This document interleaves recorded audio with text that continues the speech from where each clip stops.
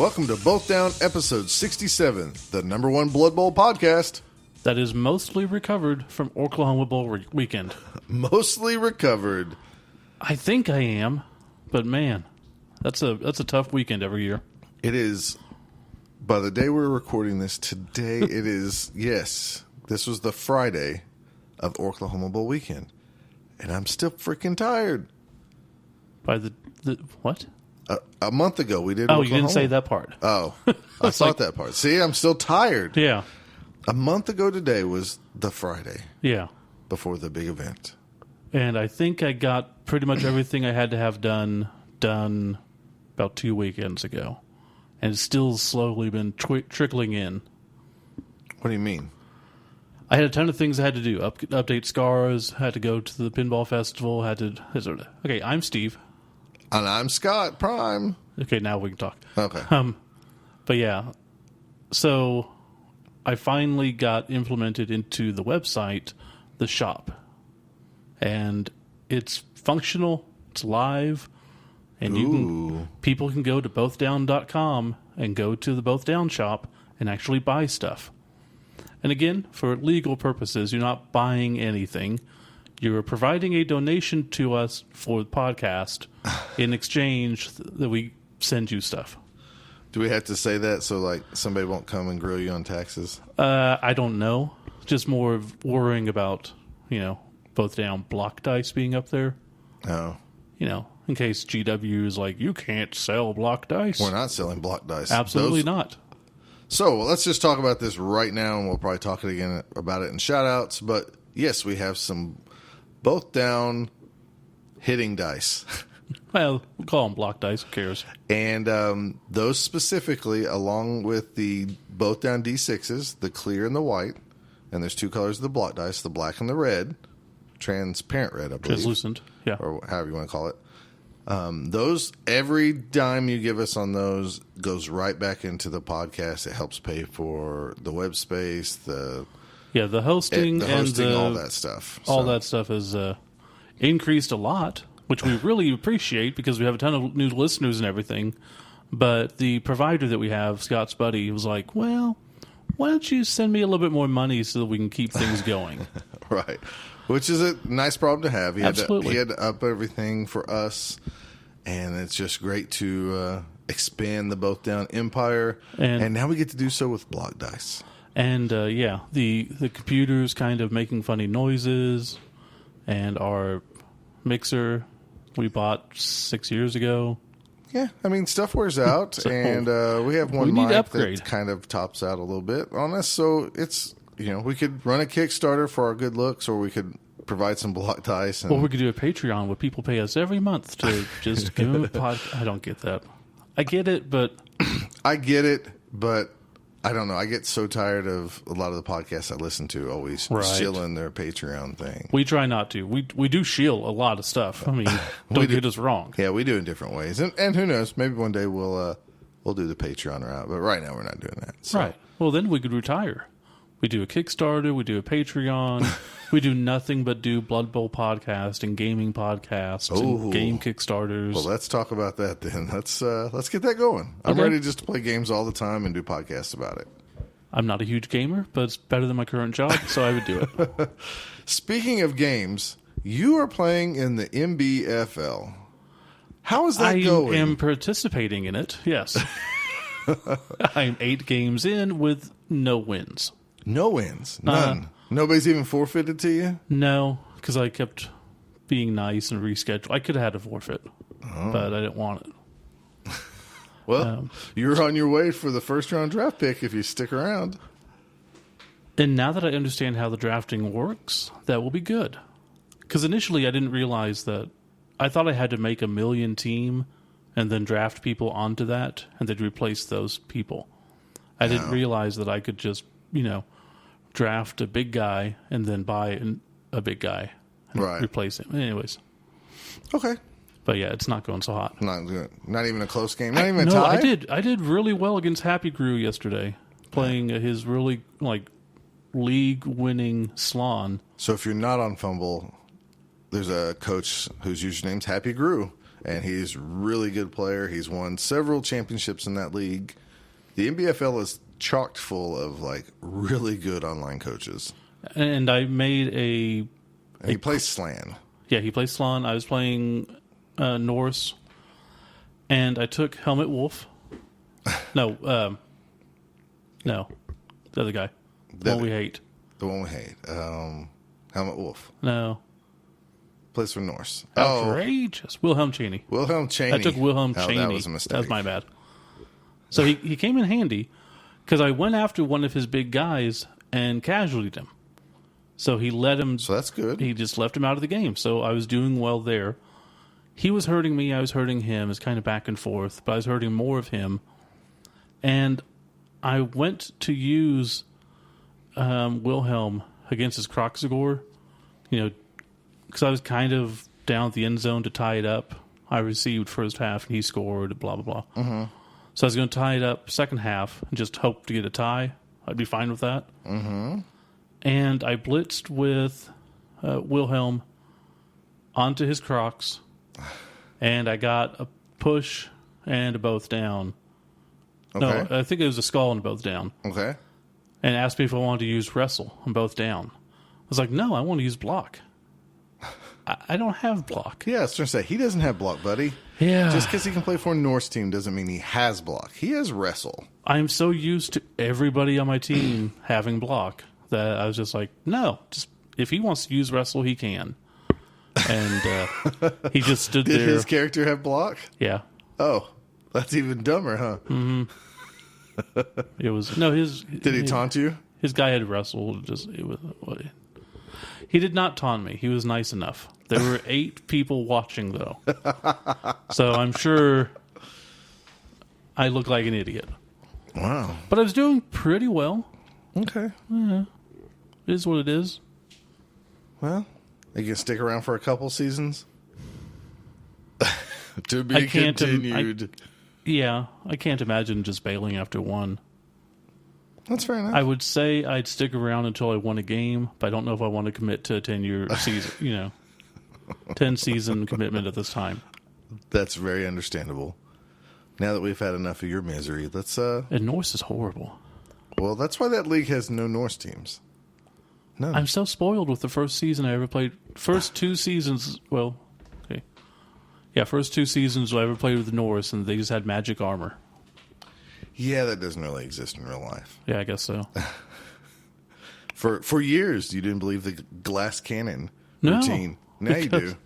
Because I withstood everything. Nobody ever really got hurt. My first 2 seasons playing Blood Bowl. Not so much. Well, everything ends. That's way to be a downer. Well, that's true. Everybody dies.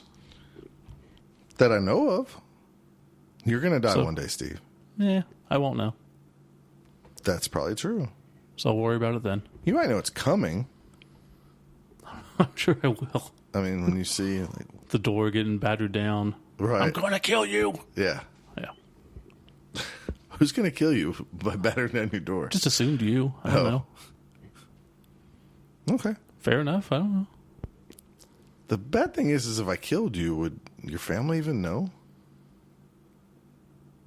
What do you mean? I mean, how long before they would know, realistically? Oh, like somebody? Yeah. Oh. I mean...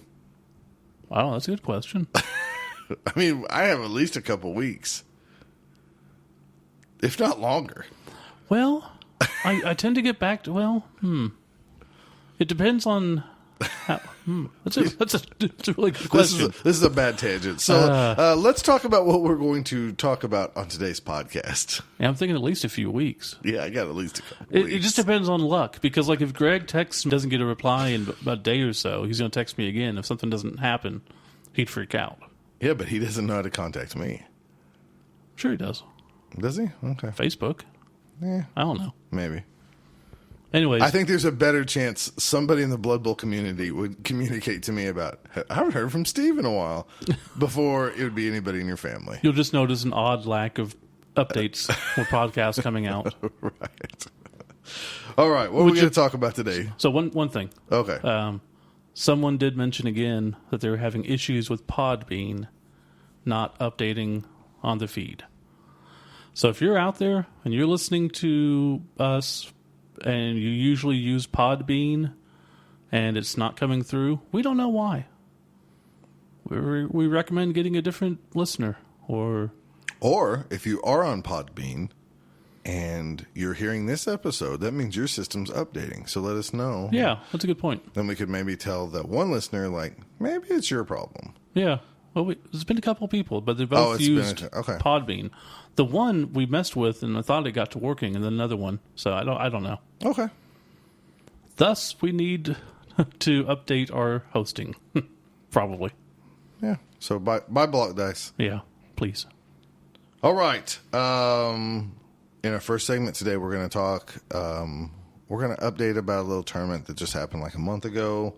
Just a little update, and we're going to talk some tournament etiquette since people were asking us some things. And we've had a lot of people ask about tournament etiquette that like they haven't been to one, and we've done one before a little bit, but it's been a while since we've talked about it. So, and we don't expect you to go backwards and no. listen to episodes. I know there's some people that do that, but there's some. If I find out a new podcast, I never usually go back. I do. You're crazy. Caught up to the one. I'm mostly caught up to another. So I'm listening to My Favorite Murder. And then I'm like a month behind on that now. And then I'm like 3 years behind on The Dollop, which is kind of just a... Man, you're awful talky today. You miss me, don't you? No, just trying not to have any dead air.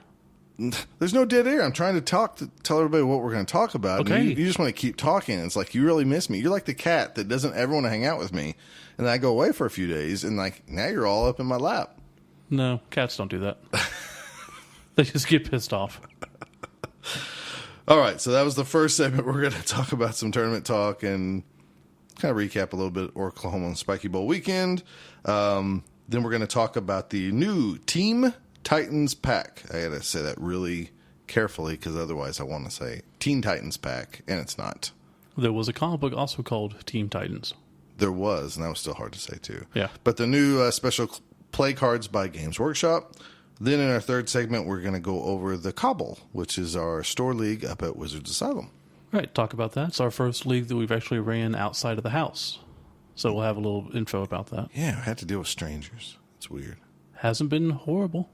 Well, we'll find out in the third segment. Did you know this is the 80th episode of Both Down? I mean, I know it's number 67, but we've had 80 episodes. If you put in all the other ones? All the little like miscellaneous like Orclahoma Bowl primer or the Triple Skulls. With live episodes or live episodes or whatever. We've had 80 episodes. Did not know. This is the 80th episode. Isn't that crazy?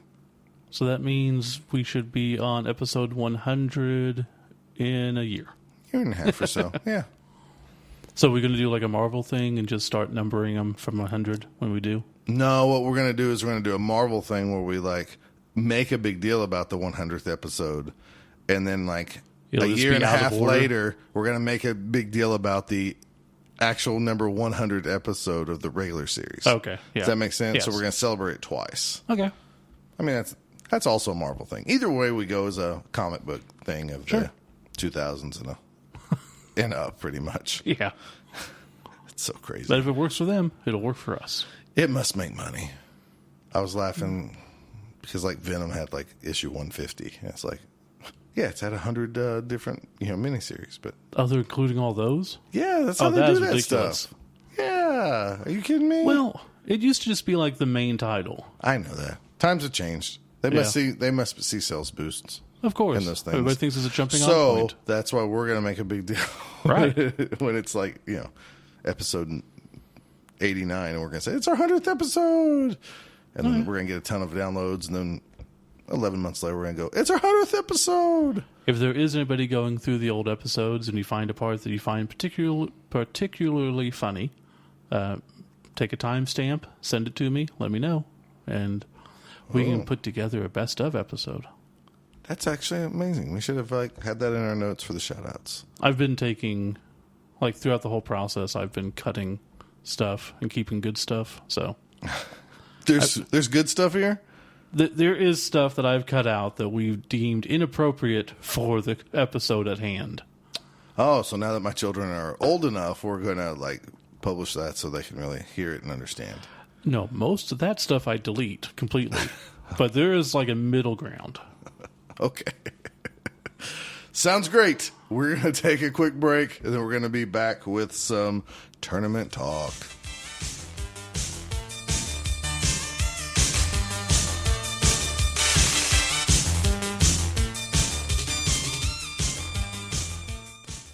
Hey everyone, if you're looking to have some fun and learn some new games, International Tabletop Day is coming up April 29th. If you're in or near the Oklahoma City or Norman area, come down to Wizards Asylum in Norman, Oklahoma. If not, look online for your local gaming establishment and see if they are running events as well. Get out, play some games, but don't forget, Blood Bowl is where it's at.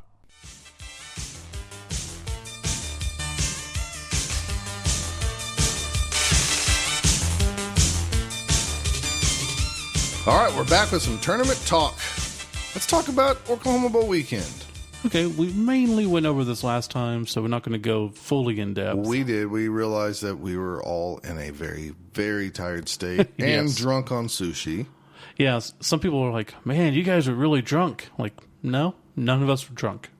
Drew had some sake, but probably not enough to be mess drunk. with him. Not No. with all that food he ate. It was enough to put you to sleep Yes. with the sushi and the lack of sleep. And the lack of sleep. So just to reestablish the things that we set out to do, which I honestly didn't think was going to happen, we were hoping to get to 40 again. We broke the one day. We thought we might hit 50. And then we ended up hitting 56. Yeah, so we broke the one-day tournament record for the United States of America. Yes. Which is amazing. Which was Gen Con, I think a couple years back, that was 54. Right. And then we had 56 players. So we were Right. very surprised and happy. Now, if you look at it, though, 56 people came to Orclahoma Bowl. Right. And how many people went to Gen Con a couple years ago? Probably in the ballpark of 40 to 60,000 people. Okay, so realistically, we are at like 100% ratio. Pound for pound. Yes. By like, even if you took everybody who came into Wizards that day. Let's just, Easily. let's act like this was called Gen Con Norman. Yeah. Yeah, we still had per capita more players. Oh, yeah. I think we're at like a 98% ratio versus Gen Con's 0.00001. Right. So, highly successful. We once again want to thank everybody for that. It was an amazing weekend. Just think what we could have done if those people who had life problems for whatever reason. I'm telling you. We're upset people canceled, but we're kind of glad you did. Yeah, I don't know where we would actually put you, but we would have found room. But I'm telling you, if you run a tournament, it doesn't matter if you have 20 people. You better just count about 10%. Yes. Life's going to happen. You know, somebody's kid gets sick or somebody's car breaks down, and you find out that person was the ride for two other people. Yeah. I mean, it just happens. So, you know, plan for that if you're a tournament organizer. We're giving you very advanced notice. Next year's is probably going to be end of February, beginning of March, one of those two weekends. Mm-hmm. And we're going to set it up as soon as we can, and I think we're going to put a limit this year of 60. We have to check with Brian at the store. Yeah, he told us that he could clear out some more room if probably needed, so we need to find out what our max number is, right, and then start capping it. We're trying to see if scheduling it not on the weekend before Adepticon will help. Yeah, I mean, because we have a lot of local guys who like to, if they can afford it, go up to Adepticon to play some games and Absolutely. stuff. So maybe this will help more people come on down. Then they'll have a month to recover. Mm-hmm. We'll see how it goes, and if it doesn't work out in February, well, then we know. Right. And as to the capping, we don't really want to do it, but there's only so much we can do at the store. And if we do end up hitting 60 or whatever the cap is, like fast, which we do recommend once we unleash it, just register as soon as possible. But if that ends up happening, we may have to look into getting a hotel next time. Sure, let's fill Wizards up for a couple years and then have this problem of like, well, we know we can get 50 people consistently or more, and then see what we can turn this into. I keep trying to get Brian to find a new location because Hastings left, and Hastings is like the size of a grocery store. I know we need to have our own Madness Comics. It would be great. God, that would be wonderful. That would be really wonderful. I don't think Oklahoma City area could handle a store that big. So it's more important that he stays in business. It is getting better. So yeah, especially north. Yeah. Anyways, tournament was the biggest success. Great fun. We do have some dice left over, so if you go to the Both Down shop, they're there. So it's real easy to order them now. BothDown.com, and then click on BD Shop. Yep. Let's see. So the winner of that event was Tim Walker, who won it all. On Orclahoma Bowl. At Orclahoma Bowl. I was so close, so close to ruining his day if I wouldn't have rolled a 1. But truth be told, he thought he had it won, and so did I. And he could have probably stalled a few more turns. And it was beneficial for him, bonus point wise, because I think it was like 5 on 10 or 6 on 10 numbers, and then with no rerolls, I got a lot of lucky breaks. Yeah. So, but anyways, that doesn't matter. Tim won it all. He dominated the field. He beat us all. And then Chance ended up winning on Chance Spiky Cup. Kirchhoff from 3 Dot Block, as you heard last episode, he won the Spiky Cup pretty handily. Yeah. It's a good time. So congratulations to both of those guys. You guys are immortalized in Orclahoma Bowl weekend fame from now on. You'll be known as the guys. Can you imagine being the guy who won? I know people win Chaos Cup or bigger tournaments around the world, but we hosted a tournament with 56 people, or even Spiky, 40 people. I would love to win one of those. Yeah, that would be awesome. I've won some tournaments, luckily. I have a few NAF trophies. 6 people, 12 people, and like 24 people. Right. So, which isn't bad. No, I mean, you take it. Yeah, if I won a tournament with 6 people, I won a tournament with 6 people. Yep. Yeah, you can't fault that. But 56, that'd be awesome. 40 people. And if you missed out, there'll be an announcement at the end of this podcast about the next tournament we're running. Oh, that should be fun. So, anyways, enough of that. Like we said before, a lot of people have not gone to tournaments, are getting into the game new, and are wanting to know some tips about how to run it or what to do when you're playing it and anything like that. Well, and Justin Sharp even said, he brought dwarves, and it was his first tournament ever. And he's a big fan of the show and listened a long time. And he said, are people going to give me a hard time for bringing dwarves? And I was like, dude, it's a tournament. Who cares? Yeah. I mean, nobody should give you a hard time. I know the forums are full of those people that, I hate dwarves at this, and I hate dwarves are broken, that. blah, blah, blah. They're broken, but I don't see dwarves winning all the time, so bring them. Exactly. I mean... So the main thing I want to get out there... But Justin was worried that he was going to hurt people's feelings by bringing him and people give him a hard time. It's not. The tournament scene for Blood Bowl is amazing. There's very few douches. I couldn't even name you 2 in our local community. Steve Campbell that's why I said 2. Scott Hess. Okay, true. You. So. Oh, and sometimes I am too. Sure. So don't worry about the people. You're going to have a great time. If you enjoy playing Blood Bowl, you're going to find people who love to play Blood Bowl, and they're at tournaments. That's simple. Take whatever team you want. No one's going to give you crap. If you like dwarves, if you like Skaven, if you like whatever, you don't have to build the optimal build either. If you want to play a Skaven team with the Rat Ogre, and if you can afford the star player Rat Ogre, do it. It's not going to be the best team ever, but it's fun. Sure. I mean, do you differ? No, I guess if you want to have fun. No. Well, here's my quandary. I want to win all the time. I can't. Right. Even when I play goblins, I can't just say like, I'm just playing for fun. No, I get pissed off when I get beat by a team I'm supposed to get beat by. Yeah. So I'm not mad at the other guy. I want to win. I have more fun when I win. Now, I like to, in some ways, kind of self-challenge myself. You know, that's why I did the 31 out of 24 challenge that I did. And then even like on Spiky Cup weekend, I wanted to play Dwarves again, but I wanted to have a reason to play with Barek Farblast, which is not on paper, doesn't look like a great player. He's a runner with a bazooka. Yeah. But I wanted an excuse for it, you know, and then I went through the fluff. Found, you know, I remember the Dwarf War Hammerers from when I played, you know, back in 2nd edition. I was like, fine, I'm just going to force him on there. Just like you said, you know, play with the Rat Ogre, hire the star player Rat Ogre and play for fun. And I did that to kind of challenge myself, you know, and try some Dwarves with basically 3 runners to see what they would be like with all that speed.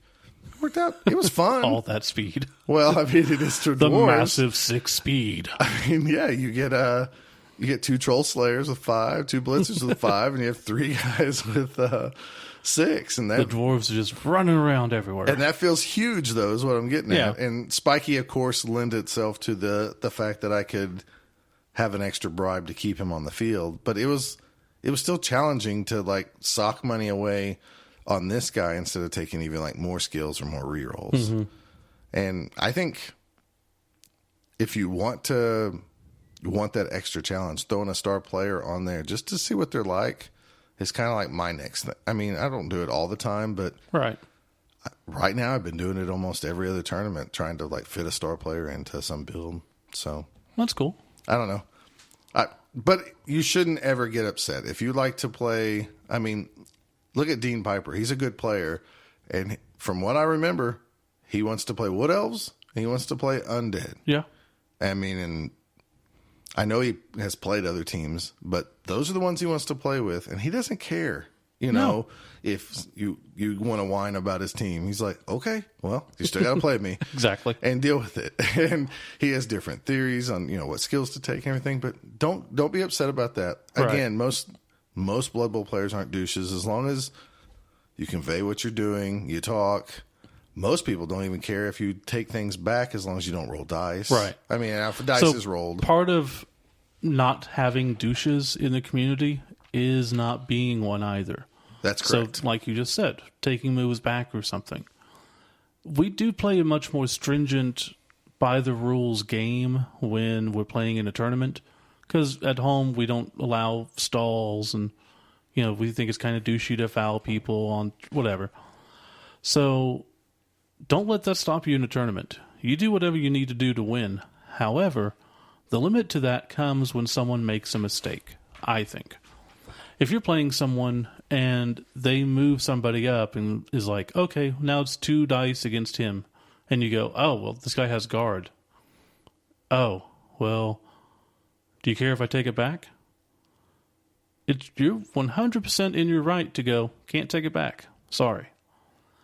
But you're also could be nice enough to go, well, you know, I guess it doesn't really matter. Go ahead. So this is... Or don't make them throw a block. Most of the time, if dice aren't rolled, yes, I let people do that. As long as it's, one, not taking like 15-minute turns, yes, and 2, dice aren't rolled. So like if they've already rolled somebody to break away, and then they move some like a blitz on somebody, and they go 2 dice, and you go, no, I have guard, and they go, oh. And a lot of times that person will go, never mind, I already declared it. But I always say, if you want to take it back, you just got to re-roll that dice. And it does also depend on the player, too. Right. Because if that person's holding you to stuff, then... Well, that's true. If you should hold them to stuff as well. And if they're new, give them more leeway. Or if I've reminded people like 5 times before, hey, this guy has guard. Oh, okay. That guy has guard. Oh, okay. That guy. Okay, you know what? You do your thing. You play, and I'm just going to tell you when it happens. Right. Or diving tackle. That's a big one.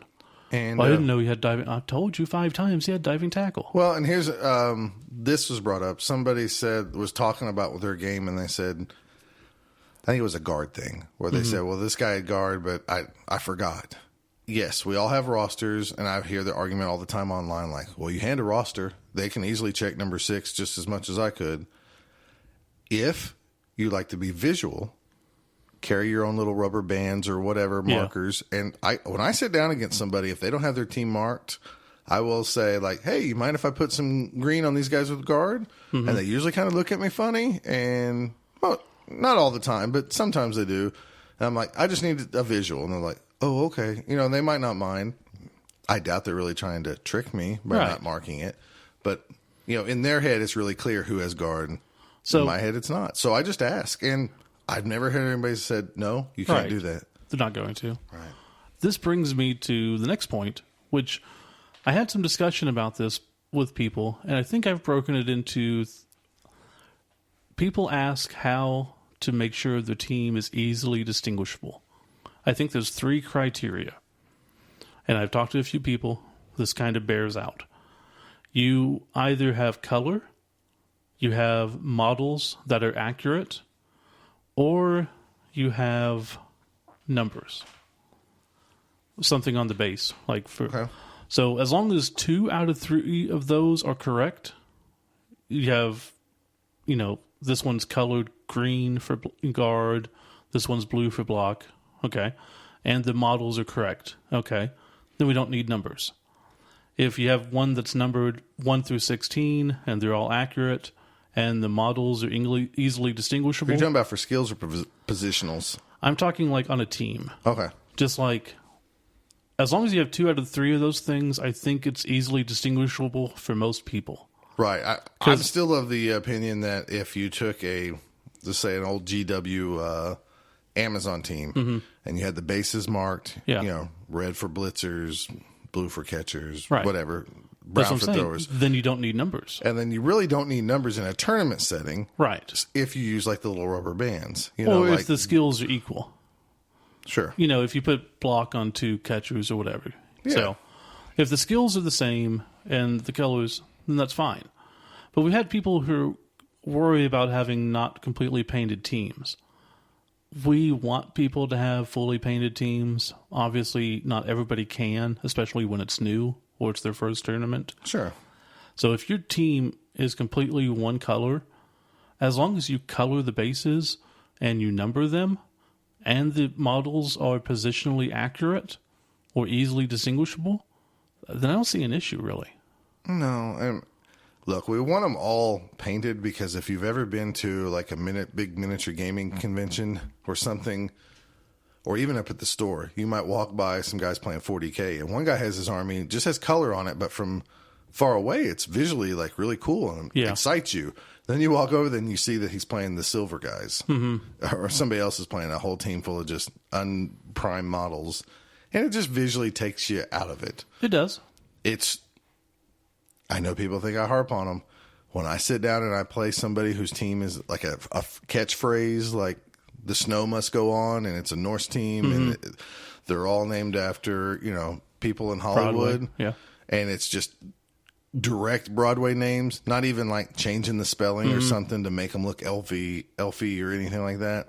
That drives me nuts. Or if they just have they don't have names. Yeah. The snow must go on and there's no names. It takes me so far out of this is a cool game where fans showed up, especially when cool things happen. Like we've had 3 rights in this game, or we had 2 pitch invasions and the ref left, and you know, or one lineman with no skills is just killing people left and right. Yes, exactly. Like this guy's having a hell of a game. What's number 10's name since I'm getting my butt kicked by him? Oh, I don't name my players. Oh, well, thank you. Thanks for ruining this for me. To me, that's just as bad as not marking your positionals. So another tournament etiquette thing is people are different. So definitely. If you want to make Scott happy, name your team something fluffy, not just a pun, but Scott's very much into location and mascot. And if you can't think of one, just go to the Lore of Nuffle website. Just Google Lore of Nuffle. There's tons of teams. Go look for a dwarf team and go, okay, fine. I'm going to take the World's Edge Wanderers. That's going to be my team for this tournament because Scott's a turd and he wants something to be named. And then I'm going to see it and I'm like, hey, it's really cool, Dave, that you made your team the World's Edge Wanderers. And you're going to go, okay. And I'm going to say, where'd you get these cool names? And he goes, just a dwarf random name generator. I'm like, that's awesome. Yeah. As long as you put a little time and effort into it, it goes a long way. Sharing dice. Most people are okay with this. Some people aren't. I think in our rules, we state that if someone asks, you have to, don't we? Yeah. Yeah. Which doesn't usually come up. But yeah, nobody should complain about sharing dice. Some people do. People have issues. But sure, it's to each their own. If it's not a huge deal, don't make it a huge deal. I will say this. If you share dice with people, the worst thing you can do is always hold on to the dice. Oh, yes. Especially when it's the other guy's turn. Or, I've seen this many years ago. So before anybody thinks that I'm talking about them, this was many years ago and it wasn't in Oklahoma.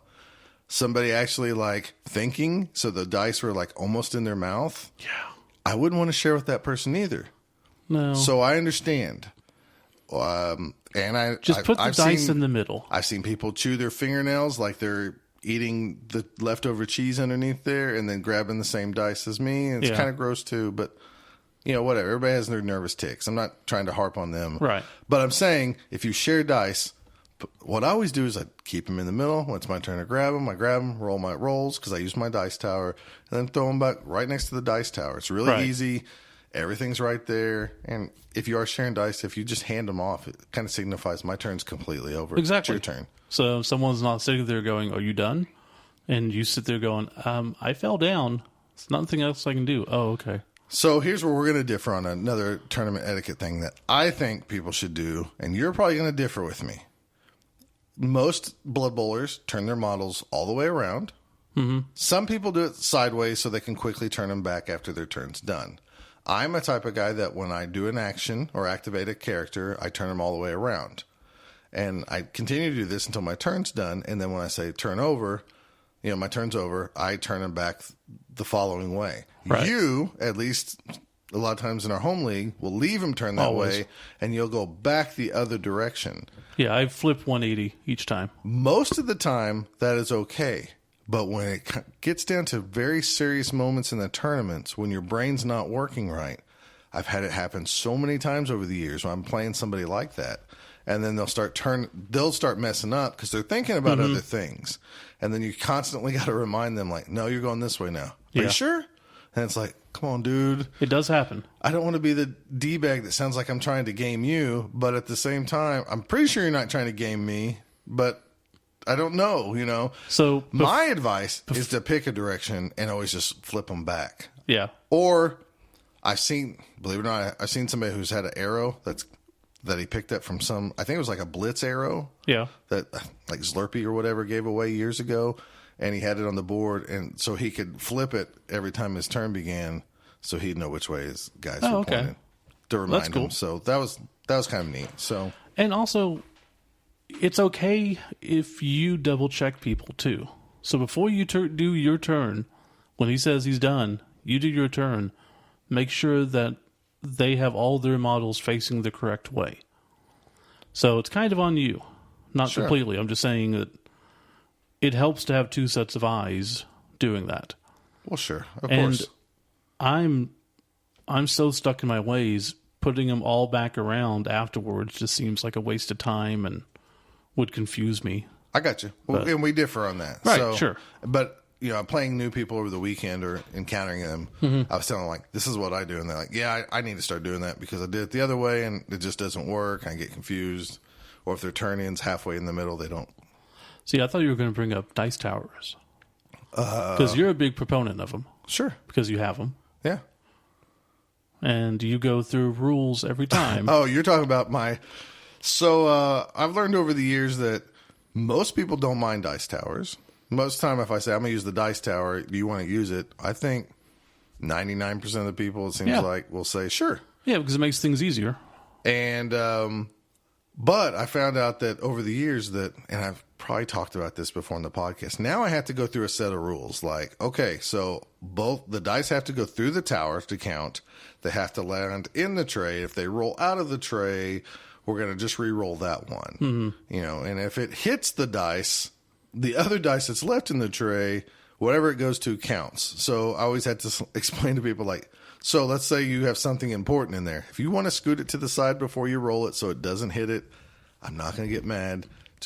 Or if that's all you need to knock someone down, just take it and go. Yeah, take it and move on, and just have to go through all these steps because, believe it or not, people say sure until it's time for them to roll, and like they didn't drop it through the tower, and it's a POW. They're like, "Well, I knocked you down." It's like, "No, it didn't go through the tower." He's like, "Well, and then it's the same thing with cocked dice. If you're not playing with the tower, you need to make those rules clear beforehand. I do the same thing with the cocked dice. And you need to stick with it. Yep. Because there are plenty of times where it's cocked for me if it's a good result, but if they had it, it's not. Right. I usually go over that too. Anything cocked, we re-roll it. And I've had people still try to get away with, like, they'll need a 5 or 6 and they'll roll that 5 and it's cocked and they'll go, all right, so I made it. I was like, no, it's cocked. And like, oh. Yeah. And they'll kind of get mad about it. I've had somebody before go like, because I've had to re-roll several cocked dice, and they're like, see, if you would have just let it be, you would have been better off. And I was like, well, that's not the way it works. That's not how it works. But I set my rules up before any time anymore, and I know when I'm playing a new player, they're thinking, God, this guy's really anal. Well, I've been burnt. I've been burnt many times, and because I feel like we're doing a podcast, I can't get too confrontational with somebody because then they're going to tell their friends, like, the both down guy's a dick. If you've ever played Scott and Scott's gotten mad, imagine how mad Scott would get if he didn't have a podcast. That's a great point. Oh, my gosh. He's actually keeping stuff in check. People are like, Scott got mad. He just put on his headphones and walked away. Yeah, that's good. Because he just put on his headphones and walked away. That's good. What else is there? For the most part, if someone does get mad, it's not mad at you. It's mad at their dice. Unless you're mocking them as you play. Everyone's different. So, sure. Because I know Chance has mentioned this on their podcast, and they very much feel that if you're rooting for the other person's failure, then that's a douchey move. Well, and it probably is. However, if that person comes from a gaming group where they do that, and it's all in jest, they don't know any better. Sure. You have to let people know. Right. You can't just sit there and stew like, this guy's getting me pissed. Did you tell him not to do it? No.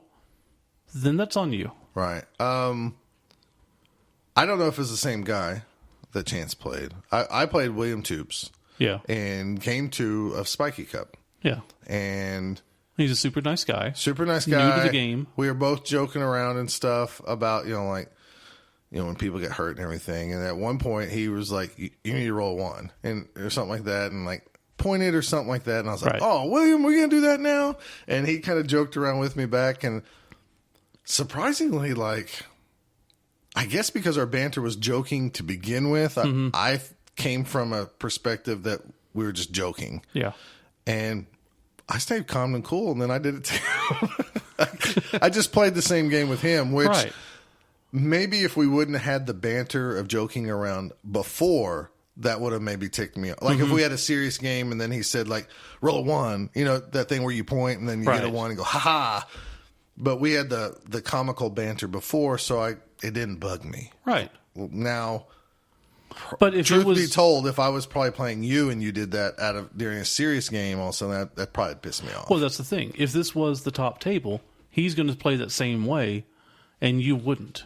You'd be very stressed and quiet. And it just depends what his group is at home. And that's what I'm saying, though. Yeah, you just talk to people, like you said. And you just have to tell them, hey, can you just not root for my failure? That's fine. I know you want me to. And I want you to fail, too. Just don't root for it out loud. Yeah, so much of Blood Bowl is the other guy's failures. Yeah, in my head all the time, please, skull. Ah, dang it. Exactly. But just in your head. So it's just a perspective on that. So just remember that if you're a new player, other people might not play like your group. Right. I mean, like, my home group probably is used to me getting really pissy about losing games and stuff. And they know I don't hate them. I just hate what happened, as Nathan would say. I hate the math. Right. So, hey, what was the other thing? Tournaments. I saw this a few tables at Orclahoma Bowl Spiky. Not as many as we've had in the past. Traditionally, most tournaments say they give out dice so it feels like everybody's on an equal footing. Yes. That's why most tournaments give out dice, because then nobody can complain that, that this guy brought his special red dice, or like when we had our league with with our friend Spencer, or Spence as we called him here in Oklahoma. He had a pile of dice, and anytime he needed to make a good roll, he picked out this one like red dice, and he called him Lucky Die, and everybody else called it the cheater dice, and it always seemed to work. And I'm sure it was no different than anybody else's dice, but it sure felt like it. So at tournaments, we try to avoid that. You get the white dice or the black dice, whatever the tournament variance is. You can play with those, and really we make. I know from my perspective, we make the different colored dice. So you use Orclahoma dice on Orclahoma Bowl day. Yes. And Spiky Cup on Spiky Day. Now, we went up to 3-Dot Brawl one year, the very first year, and a guy just had a pile of dice. And that was the guy who actually had some of our dice. Some of our Spiky Cup and dice. He didn't know who the hell I was. Right. And I got them from somebody. I played them too. Oh, you did too? And he just played all these dice, and we never played the tournament dice. And I don't know if that bugs me as much now, but it used to really burn me. But it bugs if I'm me, running the tournament, but I share dice if they don't use them. Sure. So I still make it equal. Well, that's my thing is if somebody has a pile of dice anymore, I just go, just pick 2 out, we'll play with them, and just go with that. But yeah, if they're not sharing dice and not using tournament dice, if it's at one of my tournaments I'm running, tell me. I will tell them to use the tournament dice. Right. Because that's shady. Well, I don't know really if it is shady. I know there was somebody at, I think it was Orclahoma Bowl. He was using Vegas dice, the straight up block dice. Or block dice. What are they called? Precision cut dice. Precision cut dice, sure. And I get that too. Some people want that accuracy of like they roll, I guess. What's the theory in those? They have the sharp edges, so they roll. They bounce instead of rolling, basically. So they don't spin and all this. So, but the thing is, if you're buying them secondhand from Vegas, then they've already been used and their precision's worn out. It doesn't matter. I mean, and if you've had them if they're past like 2 years or whatever, there's a cutoff time, and it doesn't matter. No, my point is like, I'm not bagging on that person for wanting to use them. Sure. And I don't. If I played him, I would have probably just shared his dice. Absolutely. With him and just moved on. But I would really prefer, especially if I'm running a tournament, if I catch you doing non-dice, I will say something to you. I will say, hey, man, we're supposed to be using the tournament dice. That's why we bought tournament dice, and I don't like them. Well, I understand. That's why everybody's using them. Right. And so, try to play along with that. Right. Even people go as far as like when I say, you want to share dice? They'll go, sure, which color do you want? And I'll go, whatever color you're using. And then they're like, brr. It's like, if I'm going to get smoked, we're going to play by the same dice. Yeah. It always sucks when they go really well for one person and really bad for the other. It's so much better, though, than saying like, oh, yeah, I got these green ones and they really suck. And he has the silver ones and they're amazing. Mm-hmm. So psychologically, even if they're the same exact. When all the crap goes bad with the same pair of dice, you just go, it's not my time. Or as Siggy says, the game's already been played. You're just acting out the motions of it. And your dice rolls have already failed in the future. That's just how this game goes or whatever, something like that. Yes. Wisdom of the Siggy Llama. Any other wisdom? Not that as an organizer, register early, pay early, get rosters in early. That helps a lot. Huge. As a tournament organizer, I get it. It's funny when we say we'd like you to vote for the best sports or the fan favorite team, and you will put Santa Claus or Scott Prime's butt or something like that. We get that it's funny, and that's kind of your way of not voting for somebody. But in all honesty, I'd either rather you not vote at all, because we still have to take time to unfold your little piece of paper and all that, or just give us your real opinion on something. Sure. Hell, if Chance came to the tournament, and I'm going to use him as an example, if he thought Drew was the best sportsman, we're not going to hold it against him and think like he voted for his friend. I mean, I don't know any blood guy who really tries to stack the chips, and I haven't seen it as many tournaments as we ran. And if you have to stack the deck to get that, there's something wrong with you. And if you need it, take it. I don't care. Honestly, if we thought there was a pattern there, we'd just make our own decision. I'm just saying we've ran enough tournaments where I've never seen that being a problem. So, anyways, and that's double how you check can help us. Whenever you turn in your sheets, make sure that everything is legible and easy to read. Huh. That's weird. Yeah. Like where somebody could read it if they were going to input the stats? Yeah, so don't use like a straight up and down 1. Use a 1 with the angle and the crossbar. If you're using a 0, make a 0 without the slash in the middle so it doesn't look like an 8 or just Right. whatever it is. Just take a couple seconds because we're trying to input stuff and getting confused. I think that's about it, though. Can't really think of anything else. Support your local tournaments. If there's not one near you, start one because that's what we did, and now there's a ton around us. If the guy you're playing forgets to move his turn marker, just tell him. Yes. Don't reach across the board, knock down miniatures trying to hurry up and do it for him. Yeah, don't do that. Because that gets old pretty quick, and if someone has a really nice... Usually that other person feels like they're trying to be rushed. Yeah. So don't do that either, because we have a lot of new people. So remember that. You were new at 1.2. Sure, and if someone is going slow, it is not wrong to say, please hurry up. If someone has extremely nicely painted models, you might want to ask if it's okay for you to put stuff down. Most of the time, they're not going to care, but if they do, you better know beforehand. If you're new, do not expect people to give you strategy in the middle of the game. Like, what should I do? Yes. And I know that's hard, especially like if it's your first tournament or like your third game ever playing and you're really stuck. I get that. Tim Harm made a good point. He said, like, I don't mind telling anybody how to beat me, but I'm going to do it after the game in a tournament. Exactly. He said, league games are for me to help you because I want our league to grow. But tournaments, we're all there for a reason. And he's like, I'll give everybody all sorts of strategy after the game. And but don't expect it in the middle. At a tournament game, there is no bad sportsmanship for stalling, for fouling, for not telling someone how to play better. Like if you see an opening, you don't have to tell them, hey, you left an opening here, or I would use the big guy like this. You don't have to do any of that. Sure. You're there to play. You're there to win. If you want to help them, great. If not, you just play your game. Some people do get mad if you stall. I've seen it. Yeah. I've played people like that, and I've straight up told them, like, it's no fun. I said, I know this sucks, and I'd be mad if I were you. I said, but it's the best interest for me to stall, and that's what I'm going to do. I'm going to stall. I'm going to beat the crap out of you guys. If you don't like it, run away. And I just say, I'm sorry, but that's tournament play. And there are people that are just like, okay, you know what? I'm going to sit here and stall for 6 turns. You're not going to get to me. You want to just call it? Yeah, okay. Yeah, I still make people go through their turns. Well, I mean, like, it's the role playing in me saying, okay, I'm done. If they are completely just running away, yeah. I get that too.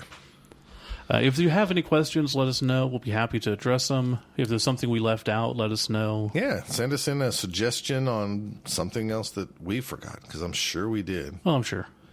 There's one more. Number 1 rule, just have fun. I don't know about that. Meet some friends. I don't know about that. Tip your tournament organizers. No, I remember the last one I had. And then we will move on, I promise, guys. Rerolls. I know a lot of people, and I know even in the Blood Bowl game as we see it, a lot of people put like a marker to show that they have 3 rerolls, and then they put it on the 3. They put it on the 3 and they move it down. Mm-hmm. I get that. That's how I learned Blood Bowl too. Exactly. But it's a lot better at tournaments, especially if like you wait till you have a pile of them, and then on turn 3, if you used a reroll, you put your little marker down. Yes. And I say this because if you have multiple rerolls, and let's say it gets late in the game, and you have one of those turns where, and we've all done it at some point in our Blood Bowl career. First roll, you go down.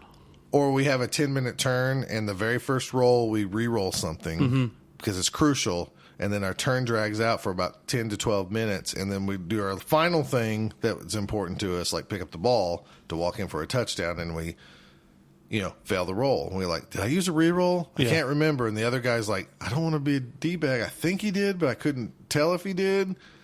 If you have already set it down on that turn marker, I'm on turn 7, and I already have a marker here on turn 7. I'm done. Or if you're not sure what turn it is, and it's turn 7, and you used a reroll on turn 6, you go, oh, I remember using that.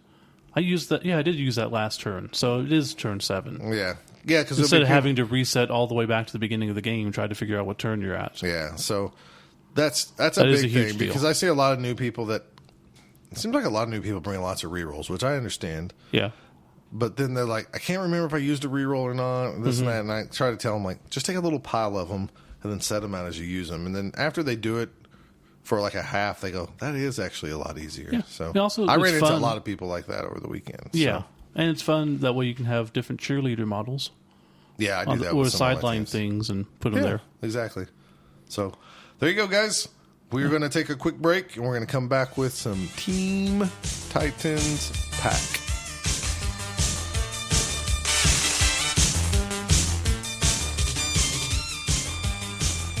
This segment, we're going to be talking about the new Team Titans special play cards. So last time we talked about these, it was the... What were they called? Hall of Fame? Hall of Fame cards, yeah. So we're going to do these a little bit faster. We're not just going to go through every single one, pretty much. These are broken up into 2 decks again. They're in 2 decks. Dirty Tricks and... You have Dirty Tricks. I have Benefits of Training, which was never an old deck. Right. So going through... Dirty Tricks was, though, right? Right, okay. Yeah. So Dirty Tricks, surprisingly, corresponds mostly to the old Dirty Tricks deck. There's one, however. So if you don't know, I don't know how you don't, the old cards used to have actual values to them, so 50K, 100K. They were used for inducements. Yeah, if you're new to the game, you only know the special play cards, but they used to have a money value attached to it. So you just didn't get 2 random cards. Right. Unbalanced. These were balanced cards back in the... Yeah, they were balanced. They were costed. So the old Dirty Tricks were 50K to induce, and the new ones are mostly all 50K, except there is one Hidden Blade, which it used to be an old Good Karma card that was 100K. So I don't know why there's just one out of them. But it's the old Stiletto card, but it's called Hidden Blade. And you pick a player from your team for the rest of the drive. That player has the Dirty Player and Stab skills. So once again... So nothing original there. They still didn't keep any of these balanced. There's always been 1 or 2 cards. Yeah, you can't even just If you go by the old system, they're not even balanced. Well... Value-wise. Maybe they are wanting 1 or 2 of cards per deck to be a little bit better than the other ones. Which I guess does make sense at that point. But as we said, we're not going to go through all of these completely. We have some that we will go through. Just run them down real quick. These are the ones that pretty much have a corresponding card in the old Dirty Tricks. Right. Okay. So, new card, Spiked Sports Drink. Old card was Witch's Brew. Okay. New card, Foulest of Fouls. Old one, Blatant Foul. New, Rune of Unwilling Flight. And the old one was Trampoline Trap. So, it's kind of a neat name. New one, Pre-Match Espionage, is the old Stolen Playbook. New I don't one. know why you wouldn't keep that name the same, but whatever. Yeah, it's espionage versus... A playbook.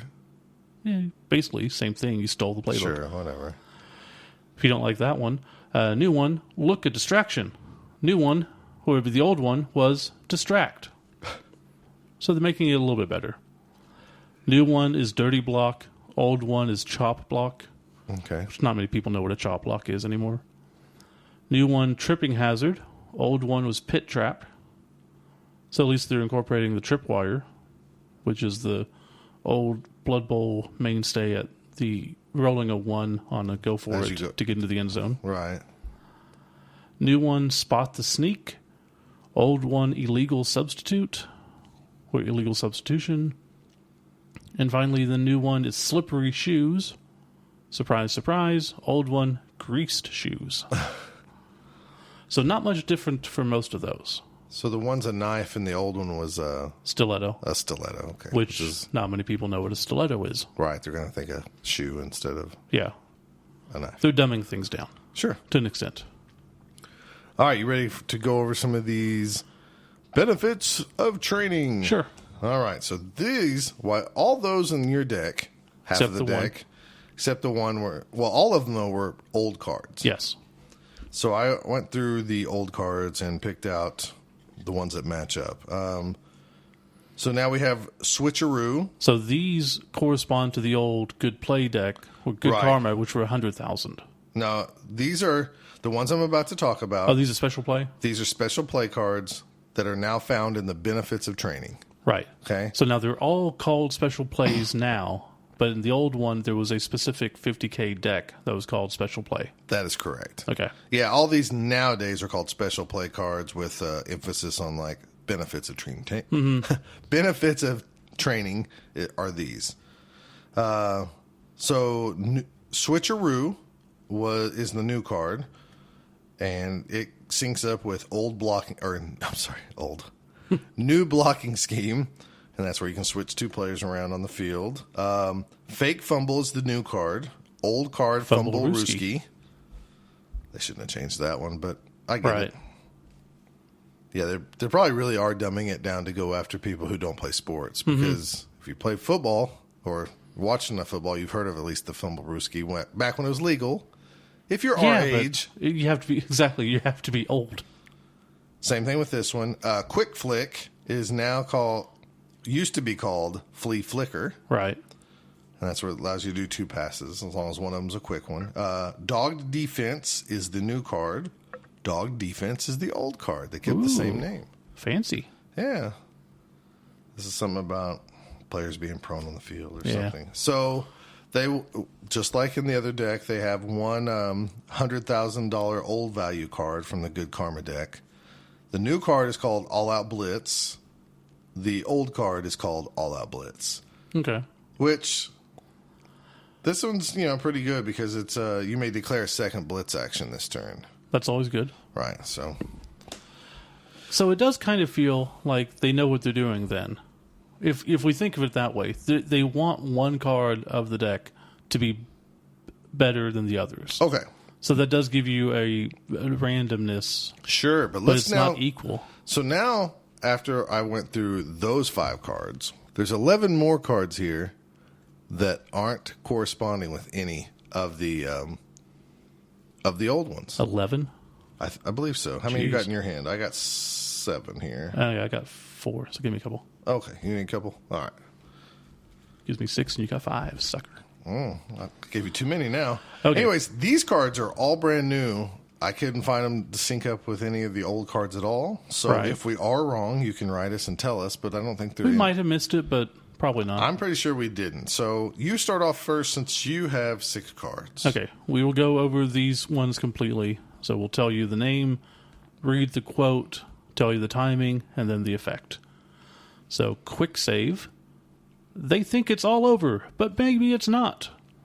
You play when you suffer a turnover. One player on your team that has not already acted this turn can make an action before your turn ends. If they do something that would cause a turnover, their action ends immediately. Okay. So this is kind of an instant type of card. So once your turn ends due to a turnover, you would show this card and be able to do one more thing with somebody. Correct. This allows you to hit people more and not worry about, I need to get that guy in for a touchdown. Right. Or foul, or whatever. Correct. Not too broken, but I don't really like the instant effect. Yeah, I'm not so sure I like that either. Before, it was always you played before, you played after. There was a couple that were instants, but... What I'm talking about here is lateral pass. Aren't they meant to move the ball up the field? Timing. Play at the start of any of your turns before any of your players takes an action. You can make 2 pass actions this turn as long as the target square for at least one of them is closer to your own end zone than the throwing player. So you can throw it backwards once? Basically, you throw it backwards maybe. Yeah. Even if it's by 1 square, and then run the other guy up all the way up and throw another pass. 2 pass actions. Yeah. Yeah, I don't like that. Because, I just don't like that. Seems pretty powerful. Yeah, especially for like an elf team, you can go 7 squares, throw it back 1. That guy can go 7 or 8 squares and throw it. You can easily get all the way down the pitch. Oh, yeah. Could that? No. I'll say, could it conceivably give you a one-turn touchdown? But not really. Well, you still have a handoff in there, too. Yeah, but you'd have to get the other guy down the field. Yeah. Which, Down the chain. The ball is changing hands again, and again, and again. Play at the start of any of your turns before any of your players take an action. If a player that has not yet taken an action successfully receives the ball from a handoff, they can immediately take another handoff action. This is their action for the turn. This can happen multiple times. So you could hand off like 5 times. But you can't move? So no, you hand can. off? Okay. Handoff action allows you to move and then do a handoff. Oh, okay. So you can do as many handoffs in a turn as you want. Yeah. Oh, that seems fair. So if you have this in your hand, you can just set up a chain and go all the way from the end zone, handoff, touchdown. And you still get a throw. Yeah, that's great. It's a lot of dice rolls. But, sure, I get it. Standing offense. Ouch! Talk about bringing the pain. Timing. Play at the start of any of your turns before any of your players takes an action. For effect. For this turn, you cannot make any blitz or pass actions. You're thinking, what? No blitz, no pass actions? Okay. However, each player on your team has the Mighty Blow skill until the end of turn. What? That's pretty damn brutal. Yeah? Man. It could be. Could be super wrecking of a team. I mean... It's not overly so. I mean, it's just one skill, but... It's interesting. Yeah. Last second substitution. Technically, that's against the rules, but who's counting? Play at the start of a drive in which you're kicking before the kickoff. You can switch one of your players on the pitch with a player in the reserves box of your dugout. So, I read that one. Yeah. It's while you're kicking. Mm-hmm. So is this like if you see the ball going somewhere, or if you find out that you're rolling a blitz action, you can sub somebody in? The way that I would probably use this is you put a crappy guy on the line, or maybe a skilled guy on the line that they would want to set up and hit you, and then you flop you it swap around. out with nobody. Or you switch out with someone good to counteract it, or nobody so they die, or I don't know. Okay. It's not that good of a card compared to the other ones. Oh, no, I agree. It's not that big of a deal. Team talk. Looks like the head coach is giving his players a friendly pep talk. Are those thumb screws I can see? Timing. Play after a drive has ended. Effect. You immediately gain a team reroll. Then roll a D3. If the result is higher than the number of team rerolls you have left, you gain another. So potentially you could gain 2 rerolls. You immediately gain a team reroll. Then roll a D3. If the result is higher than the number of team rerolls you have left, gain another. Okay, so... Now, the first thing is you're probably worried about where do I get a D3? Well, you can go to Both Down. That's a good plug. Both Down shop at bothdown.com and order a D3. It's our kickoff die. And it's also a kickoff dice. But anyways. So if we say that inducement-wise, rerolls are 100K, it's essentially a 200K swing. Could be, yeah. Especially after they're all used. Definitely. I don't like it. And if you had this in your hand, you could really go balls out and do things. Yeah, it's pretty crazy. Kingmaker play. Now that's teamwork. Staying out of the way so one guy can grab the glory. Play at the start of any of your turns before any of your players take an action. Pick a player on your team and make an action with them. Each time you make a dice roll for that player this turn, you can choose the result instead of rolling. Make any armor rolls and injury rolls as normal. However, you suffer a turnover immediately after that player finishes their action. You get to pick his dice? Uh-huh. So you have to play it basically your whole turn is just going to be one guy. So you play it at the beginning of your turn. Before anybody does anything, and after he finishes, your turn's over. But yes. So I have a cage around the ball. Mm-hmm. For some reason, I have a black orc down there. Mm-hmm. I could dodge into the cage and choose a 6. Mm-hmm. I could pick up the ball and choose, or do 2 dodges, 6 and a 6. Mm-hmm. Pick up the ball and a 6. You could knock them down if they were holding the ball. No, I'm saying the ball is on the ground and there's 4 guys around. Let's just say you're even worse than that. You're holding the ball. They can go into the cage, throw the dice. Okay.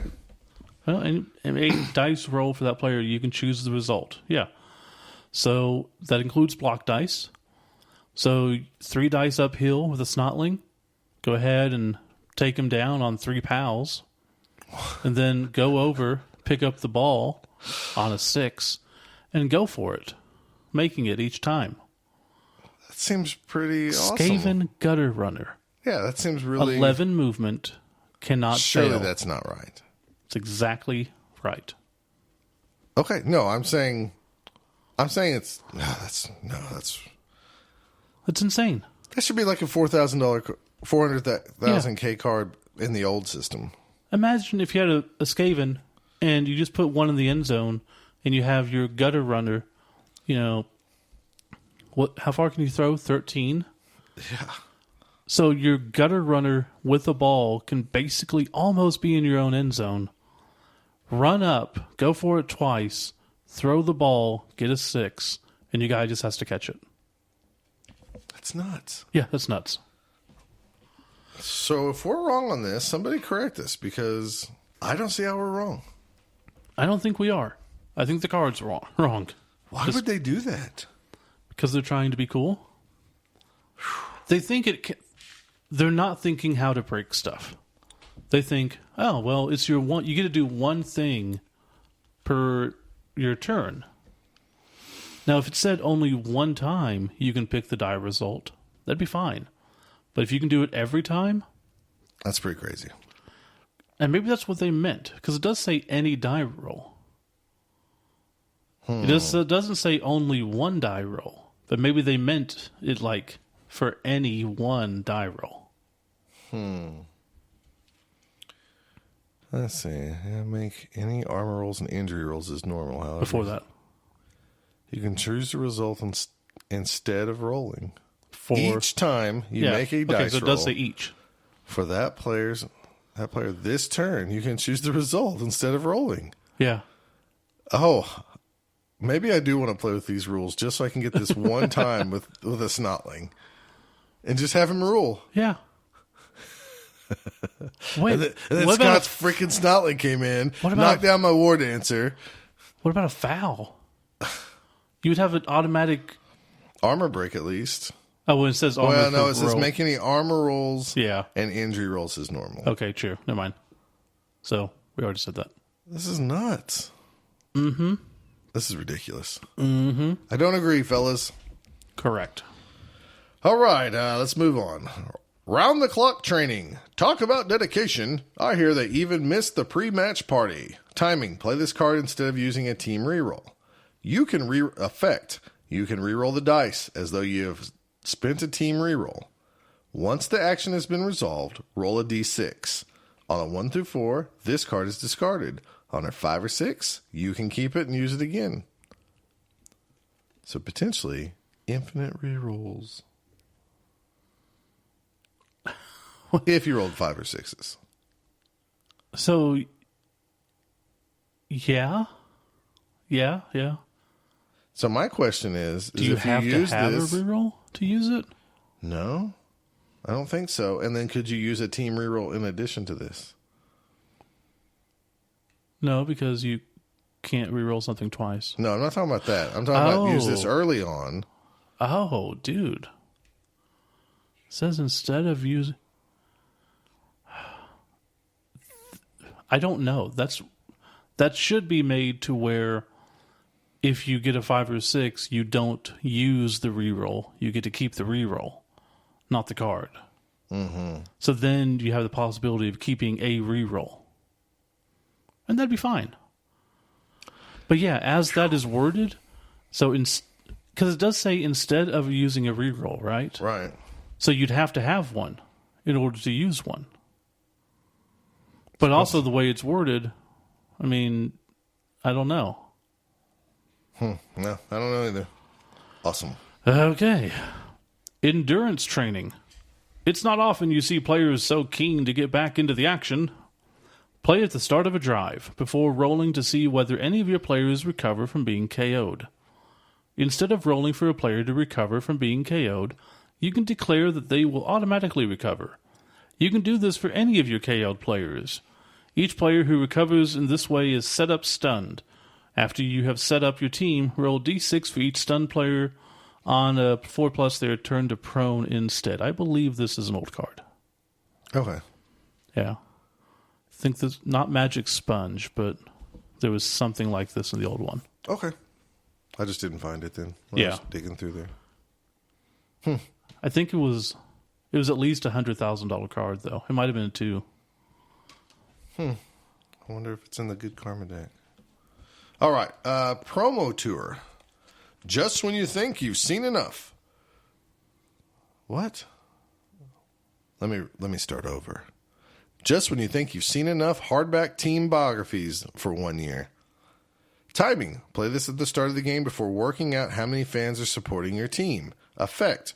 Roll 3d6 instead of 2d6 to see how many fans turn out to support your team.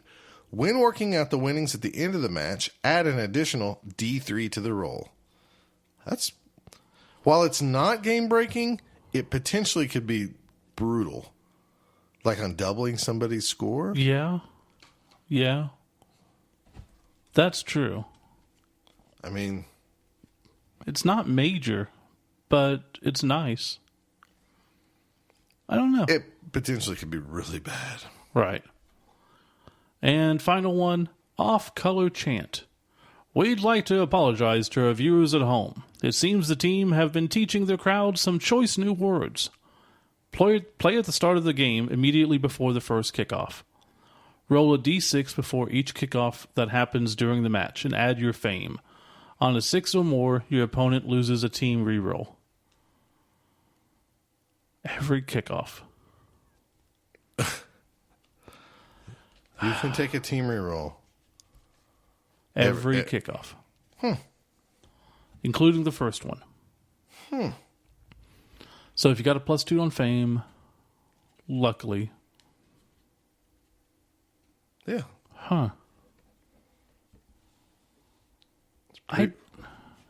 You like it, huh? I don't like it, but I'm trying to think how damaging it is. How often did someone score?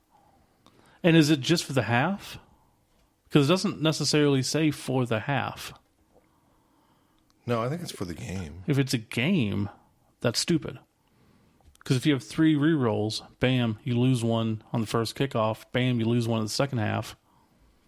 You have 1 reroll, maybe. Yeah. Yeah, I don't like it. I don't know. I don't know. So, again, if these are meant to where you just pick a deck and choose cards from, are you going to pick any other deck but that? Oh, definitely not. Ever. Here's what I wish they would do. There's a part of me. There's a small part. Now, we do not use these in our league. No. And I know the new rules say that you grab 2 cards and you have a fun little matchup. And I get what they're trying to do. They're trying to show the mayhem of the Blood Bowl world. I get all that. There is a small part of me that wants to try these cards. If we could put sleeves on them, shuffle all of them into one big pile, and go. Yeah. At least then I could say that there's 70 cards, and there's some really good ones, and there's some so-so ones. And then it's luck of the draw, and then I'm not so upset. But the fact that, like, I know there's this deck and this deck, Yeah. why would you ever take from some of the other decks? I would never. This is almost like power creep, where you have to buy the new stuff because it's so much better than the old stuff. In a lot of ways, yeah. And it bothers me that in typical Games Workshop fashion, I don't mind them being bigger cards, but to my knowledge, there's not sleeves out there for these. Someone found some that were pretty close. Okay, but they're not perfect. They're not perfect. No. And maybe this is all part of Games Workshop's deal. They're going to come out with their own sleeves. And plus, they're clear, so they're not special back, so you can hide them. Oh, well, they're clear. Because I think they're for a different type of game, or a sports collectible. I don't know. I could handle these being totally random and some of them broken and some not if they all went into one deck. And then you drew your card and go, oh, I got a dirty trick and I got a benefits of a team training. But I can't handle it when you say, Scott, pick one of these. Do you want the quarter, a nickel, or a dime deck in there? Well, why would I not take the quarter deck? I don't know. Or the dollar coin deck. Yeah, exactly. It's like, I guess I'll take from the dollar coin deck. Okay. Are you sure? Yeah. Why would I want the dime deck? I don't know. It'd be fun. It could be funny. Mm-hmm. You could get a knife for one drive for one of your players. Yeah. No. That's not my only problem. 100%. I've kind of like buried the past of like me totally hating these. If they were all in one pile and I didn't know what I was getting, but I could almost I'm not deal a with fan of then the game being decided by cards. On cards. Sure, I get that. Because this isn't even touching what was the... But there used to be the one that the Blitzmania card where you could catch up. We should go over those sometime. Well, I don't think I have those. Yeah, we got them. We did? Mm-hmm. Okay. Somebody give them to us? Mm-hmm. Oh, okay. I guess we have them then. Yeah. I didn't even know we had them. We sure do. Okay. But there's a card there that no matter how much you're losing by, if you score, you tie it up. What? Yeah. Okay, that's ridiculous. Mm-hmm. That's ridiculous. Yeah. So there you go. New cards. Hopefully you enjoyed that. Surprisingly enough, all the stuff they're making for Games Workshop, since we're talking about this, these are the things I've been buying lately. Like, they're cool. There's a lot of cool fluff in them. It's like the troll. It's a cool pose. It's a great sculpt. It's not what I want to own to put on the field. I don't think it's a cool pose either. It's a dynamic pose. Like, it is dynamic. I'm saying if it was a little statue. Oh, yeah. Let's say it was a blind bag, one of those little toy things, and I pulled that guy. That's cool looking. Yeah. I don't want it on the field, though, if that makes sense. No, I get it. I don't like that his fist is like right in front of his face. Well, you're right. But I don't like that any of the star player guys don't have 2 feet on the ground. The one-leggedism. All that. That's getting old. It is. But did you see that they're putting out the Bright Crusaders for Forge World? Yes. And I kind of like them. And they have like regular heads. And different chest plates and different heads. Different chest plates and different heads. But once again, it's through Forge World. So stupid expensive. So it's stupid expensive, stupid shipping, and you can't get in your stores. No. And then you have to go and buy a regular human team to add to them. Oh, is it just the plates to put on there? It's just the plates and the heads. Oh, I thought... It's not the team. It's just it was the team with the different things. Mm-mm. Maybe they should have sold that about the same time. You think? Because now everybody has all those. Well, I think this is kind of smart because if you bought the new game...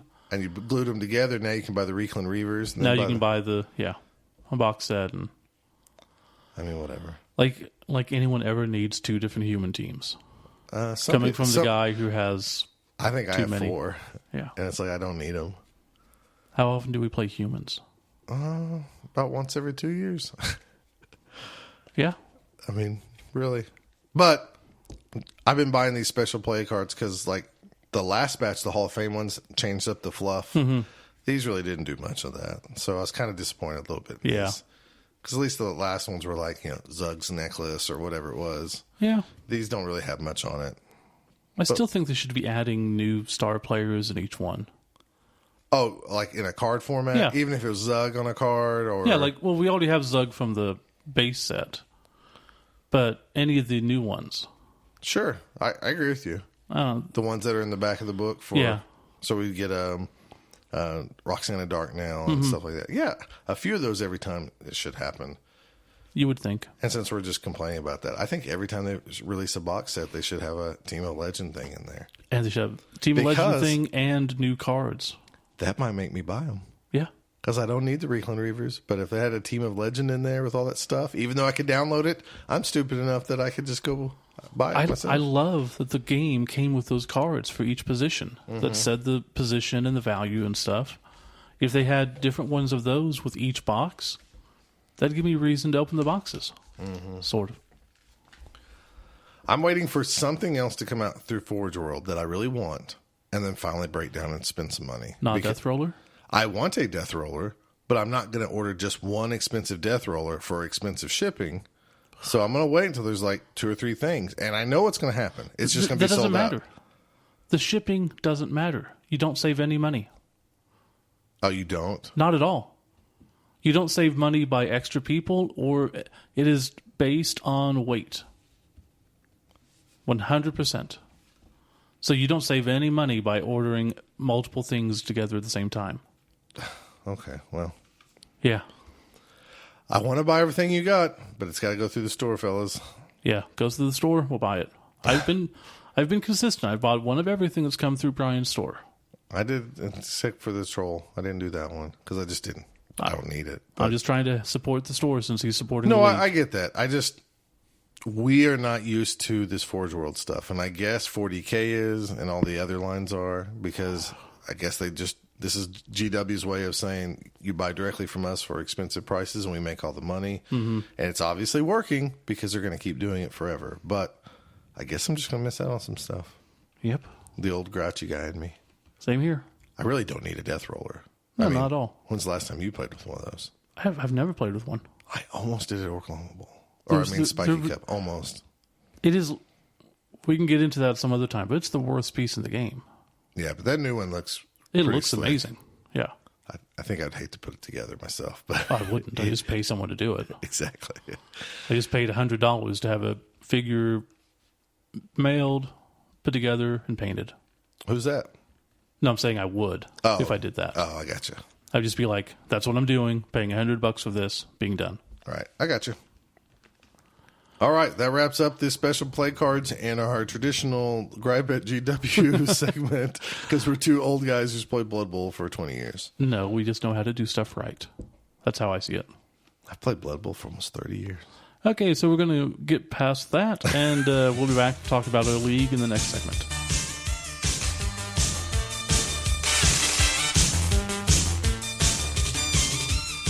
And this segment, we're going to be talking about the Central Oklahoma Blood Bowl League. COBBL, COBBL. The COBBL.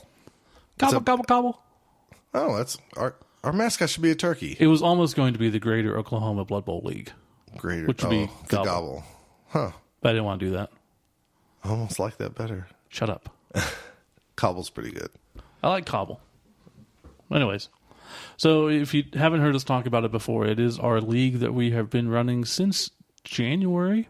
Mm-hmm. And you say we've been running it. Really, you have been running it. Oh, yes. You and Anthony. I've been running it. One of the new guys, Anthony, has really stepped up the game, and he'll probably be running it mostly next time, if I can talk him into it. Sure. I think you guys got to co-commission it. Yeah.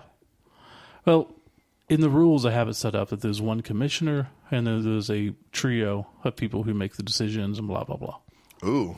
Am I in any of that? Yeah, you're in the 3. Oh. Yay, I'm something. No one's asked who's in the 3 yet, which is... I kind of left ambiguous. I'm like, yeah, I'll deal with that later. Gotcha. So we've been running it, as I said. We basically just stole Austin's format. 3 months open league. We've gotten together every Wednesday. It was going to be every other Wednesday, but there was enough interest that we just did it every Wednesday. But you can play anyone, anywhere, at any time. But most of the games are played at league night. Sure. And we have, I think, 13, 14, 15 coaches that have played. There's a few coaches that's either been to league night only once because they work with other people. Yeah. And there's a few of them. There's 1 or 2 that's made up teams that I've never seen. Yeah, there's one guy that made up some teams. He's never shown up. He's played some games, though, right? No. There's one guy that played none. This is Vincent. One guy came a couple of times, but his job makes it where he's just too far away. and I guess he's been busy, so he hasn't really tried to do that. Right. Another guy came, and he had really bad luck. He started about the middle of the season, and that's the great thing about an open league is you can just kind of start whenever you want. Was this Nick? Yeah, and then he got destroyed. Like 2 or 3 times in a row, he got destroyed. The worst luck I have ever seen. It was amazing. Yeah. And then we had a couple people that played like 1 or 2 games. Right. So the way it works is we have 3 months open, and then anyone who's played between 4 and 10 games can go into the championship tournament in the 4th month. So April is the 4th month, and we've started our championship tournament. And we had 10 teams going into it. Right. I was the number 1 seed going into this. You were absolutely with what? With Pro Elves. Exactly, Pro Elves. Oh, please. Come on. After this podcast, next month we're going to be talking about how I got my butt kicked, but that's okay. Probably. I was playing Ogres and Chaos Pact, and I took the Ogres into the playoffs and lost my first game. Which I don't understand why you did that. I don't know why you didn't take your Pact. I just wanted to play them. Okay. I like the Pact. I just give them another season to level up. We'll see. Sure. I played Pro Elves all 10 games because you could play max of 10 games. Mm-hmm. And I played 3 games with my Goblins and surprisingly won 2 out of the 3 games. Yes. But Goblins just still aren't fun. I love Goblins. Ugh. I get it. Ugh. So we're now down to the semifinals. So there's only 4 teams left. Mm-hmm. You are playing against Scott Hess and his vampire team, the Order of the Blackened Denarius. Right. And I am the Youthland United Unicorns. And then we have Anthony, who's playing his team Bambulance, which is lizards. And he has been told about his team name. It's fluffy to him. No, it's themey. It's themey, yes. It's themey, and I understand. But I wouldn't say it's fluffy. However, for the old world Blood Bowl universe. Anthony is the one who does all the recaps, and he's really gotten into it, and he's made memes, and he made the playoff schedule, so... Anthony's actually put more fluff into the league than anybody. So it's hard to say, like, your team's not fluffy enough for Scott. Right. But you've done team updates and you've done breakdowns of games that are really awesome for the league. It's really cool that he's doing this because he's doing what I'd like to do, but just haven't had the time. Yeah, it's a lot of effort. And but it's really cool to read. Like, he goes through everything. Mm-hmm. He's playing David, who's, what was his team? The Moonshiners. Oklahoma Moonshiners. Oklahoma? Yeah. It's kind of like Oklahoma, but it's Oklahoma. Oklahoma Moonshiners. And they're human. They're human. So we have, on one side of the bracket, we have Pro Elves and Vampires, and then on the other side, we have Lizards and Humans. So it should be an interesting matchup. The Lizards are the heavy odds-on favorites because they have a lot of block. The Vampires are probably the favorites because they have 3 Vampires with all pro. Yeah. So Scott is... this is one of those times in Blood Bowl. There's always that league matchup or some type of matchup if you've played in leagues where you go up against somebody and you only have like 11 or 12 players and then maybe you're a halfling team and you play some dwarves. And you still have to give them inducements because it's a new dwarf team. And you're going like, how the hell do I give them $200K in inducements? Right. That's what's going to happen in our matchup. I have a bad feeling the number 1 seed Pro Elves are going to go down because my team's expensive. I only have 11 players. I have like 3 really good players. Yeah. But you can't do a lot with 3 people on the field. Unless you're vampires. Well... Scott's team has a bench, and I'm giving him like $190K in inducements. Yeah, so, because they're vampires and thralls are super cheap. Yeah. So I'm going to try my best, but I'm not counting it away. I would rather be in his coaching shoes than mine. But you got to play the game, so we'll see what happens. We played once. It wasn't a game. I mean, what's weird about this league format of the open league, I've really been playing it wrong. Yeah. You should just be worried about skilling up. This was something we were going to mention, but it is very odd that all you really want to do is skill players instead of win. You don't want to so much worried about the wins, that's for sure. Or sacrifice a guy to get the win. Not really. Yeah. Now, we say that. However, at the end of this past season, we ran into an issue with the playoffs. Because we said that we were just going to give people, the top seed a bye to make it an even number to do the playoffs. But Scott pointed out correctly that if we did that, then he could conceivably getting a bye into the final game because we didn't have it set up right. So we had to adjust it to where now we give byes to teams from the top seed down in order so that we have 8 teams to go into. We basically turned into a 16-team bracket with a lot of bye slots in there, except for the guys that had to kind of play into the top 8. Exactly, and that's the better way of saying it. So, that worked out a lot better. It does give us an incentive now to want to win, to have better... Sure. Under that format, I'm glad I still had the number 1 seed. That's something to say about the regular season, having that, even though it was through tiebreakers I got the number 1 seed. But, I don't know. I think it's really cool, but at the same time, I think if I play next season, which I will, I'm going to look at it totally different. And we also have to see how rebuying the team is going to work. Right. Because you do get extra money for wins versus losses. Sure, and we're going to probably talk about that on the podcast, too. We'll have to, because in a month or so. We're not really sure how that works yet. No, not at all.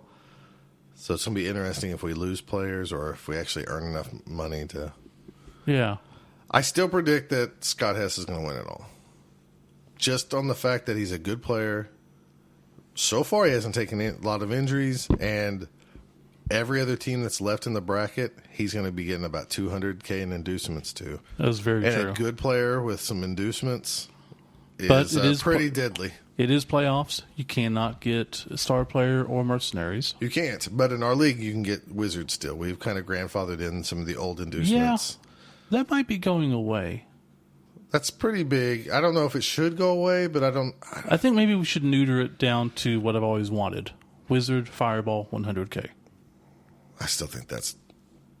I don't know. It's so iffy, though. The last Wizards I've had and I've used Fireball have been so good that it's like... Hess took a Fireball in the last game he played and did not get either person. Really? Neither one. I really don't know what to do with the State of Blood Bowl. With the GW rules and the play-tested rules, I still think the play-tested rules are the way to go. Yes. But you have so many new players, and our league is about half and half. We have half veterans. Well, actually, we got more newbies than probably us veterans. I would think so. I don't know. It's very interesting. It's been fun. Like I said, next season, I might play a little bit different. I might care more about my players, which is really hard to role play. Because I've played this whole season as those players on the pitch want to win. Because why would anybody want to lose? Instead of playing the game of, I got to just try to work on getting this guy skilled up and this guy skilled up. And I think it goes from going from like an NBA style or NFL style of play to an NBA style of play. I agree with you. You just play that first half of the season not to be completely out of it, and then you worry about playoffs at the last half. There's definitely... I'm never probably ever going to try to win a game by keeping a guy on the pitch. Like through it, he gets knocked out, but there's only 2 plays left. I'm going to save that apothecary in case he gets killed later or somebody else gets killed later. I'm going to think long term, I guess, instead of worried about the short term. So, yeah. What game did I see? I guess it was Tony playing the undead team that Rod. Was it Tony and Rod that played? Yes. Okay. Yes. So the Ambulance, the Lizards, played against the Brain Smashers. The Brain Smashers undead team. And he was tearing them up left and right. But they kept getting regen after regen after regen. I really want apothecaries to work after a game. Like if you still have it, you can use it afterwards? Yes. Because it kills me that an undead team who's already really good, just with no skills, gets regen and can bring back their players. Like, he took He took out mummies 3 times, and each time they came back. But that's so rare. It's not rare when it's 50-50. It's rare if I get to play with the undead. For you, yes. or the necro or the Kimry. Just saying, it doesn't... Yeah. Being on my side of it, I mean, it rarely works 50% of the time. Yeah. But an I know it's supposed to. An apothecary technically works 50% of the time, too, if it's a serious injury or something. And you can only use it once. If we're going to talk about apothecaries, for it only being 50K, and you can use it anywhere at any time. Yeah. You can recover a KO. I get what you're saying about using it after the game. Yeah. But I don't like that. Oh, yeah. Here's where I don't like it. I'm okay if it was a miss next game, but I don't like it on the permanent injury stuff. Yeah, but that's the important stuff. I know that is, and that's why to me it's a very tactical thing of when do you decide to use the apothecary. Mm-hmm. Now maybe if the apothecary was worth 100K team value, then you could use it any time. Yeah, but how much is a regen worth? I don't know. I'm just 10K, saying. if that. Yeah. I'm fine with the way apothecary And you can is. use it every time they get injured in every game? Sure. They're just a higher tier 1 team. That's just how it is. I don't know. Anyways. Sure. We just differ. This has nothing to do with the league. It has nothing to do with the league. Except we're going to make some rules changes. There was that. The playoff thing. There's a couple other things that we have to kind of address. But overall, it's ran pretty smooth. And it's interesting to actually be able to go and play Blood Bowl every Wednesday. It is. And I've been the odd man out, so there's been weeks that I've just sat around, done nothing, which is fine. I'm really scared that it's going to, as long as it continues, it's going to take the place of our home league. I don't see any reason for it. No reason for a home league? No, I see no reason why it would take the place of it.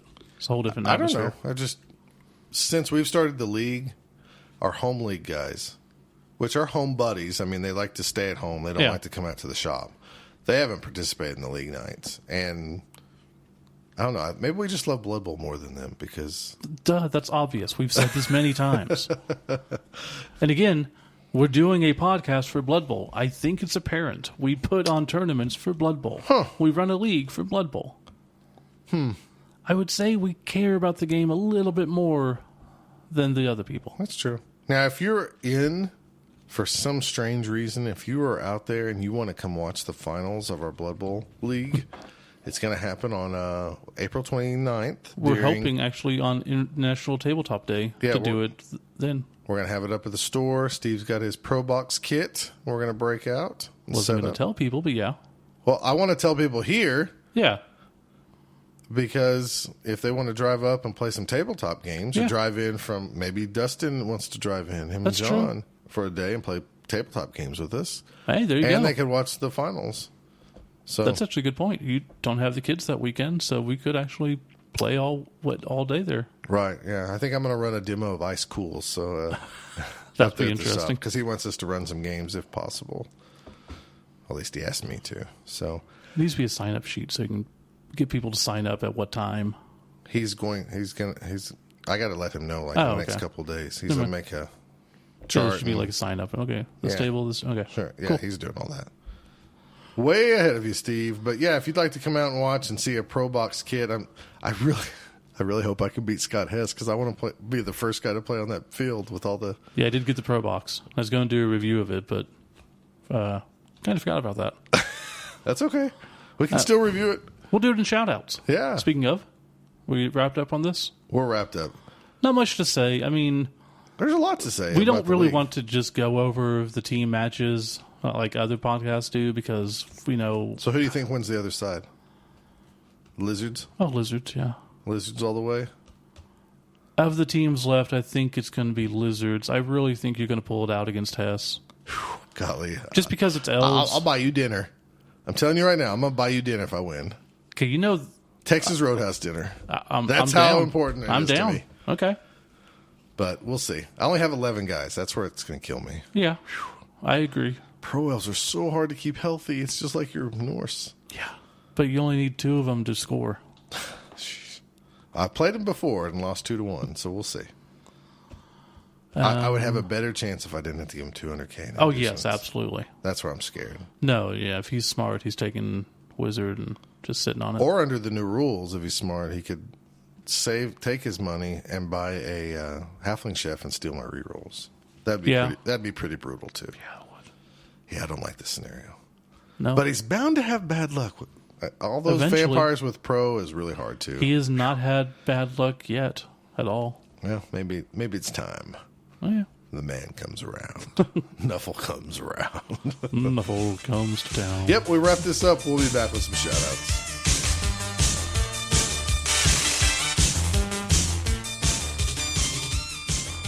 And now it's time for... Shout-outs! What's that? Shout-outs! Do it again! Shout-outs! A little bit higher! Higher. Higher? I don't think I could do that.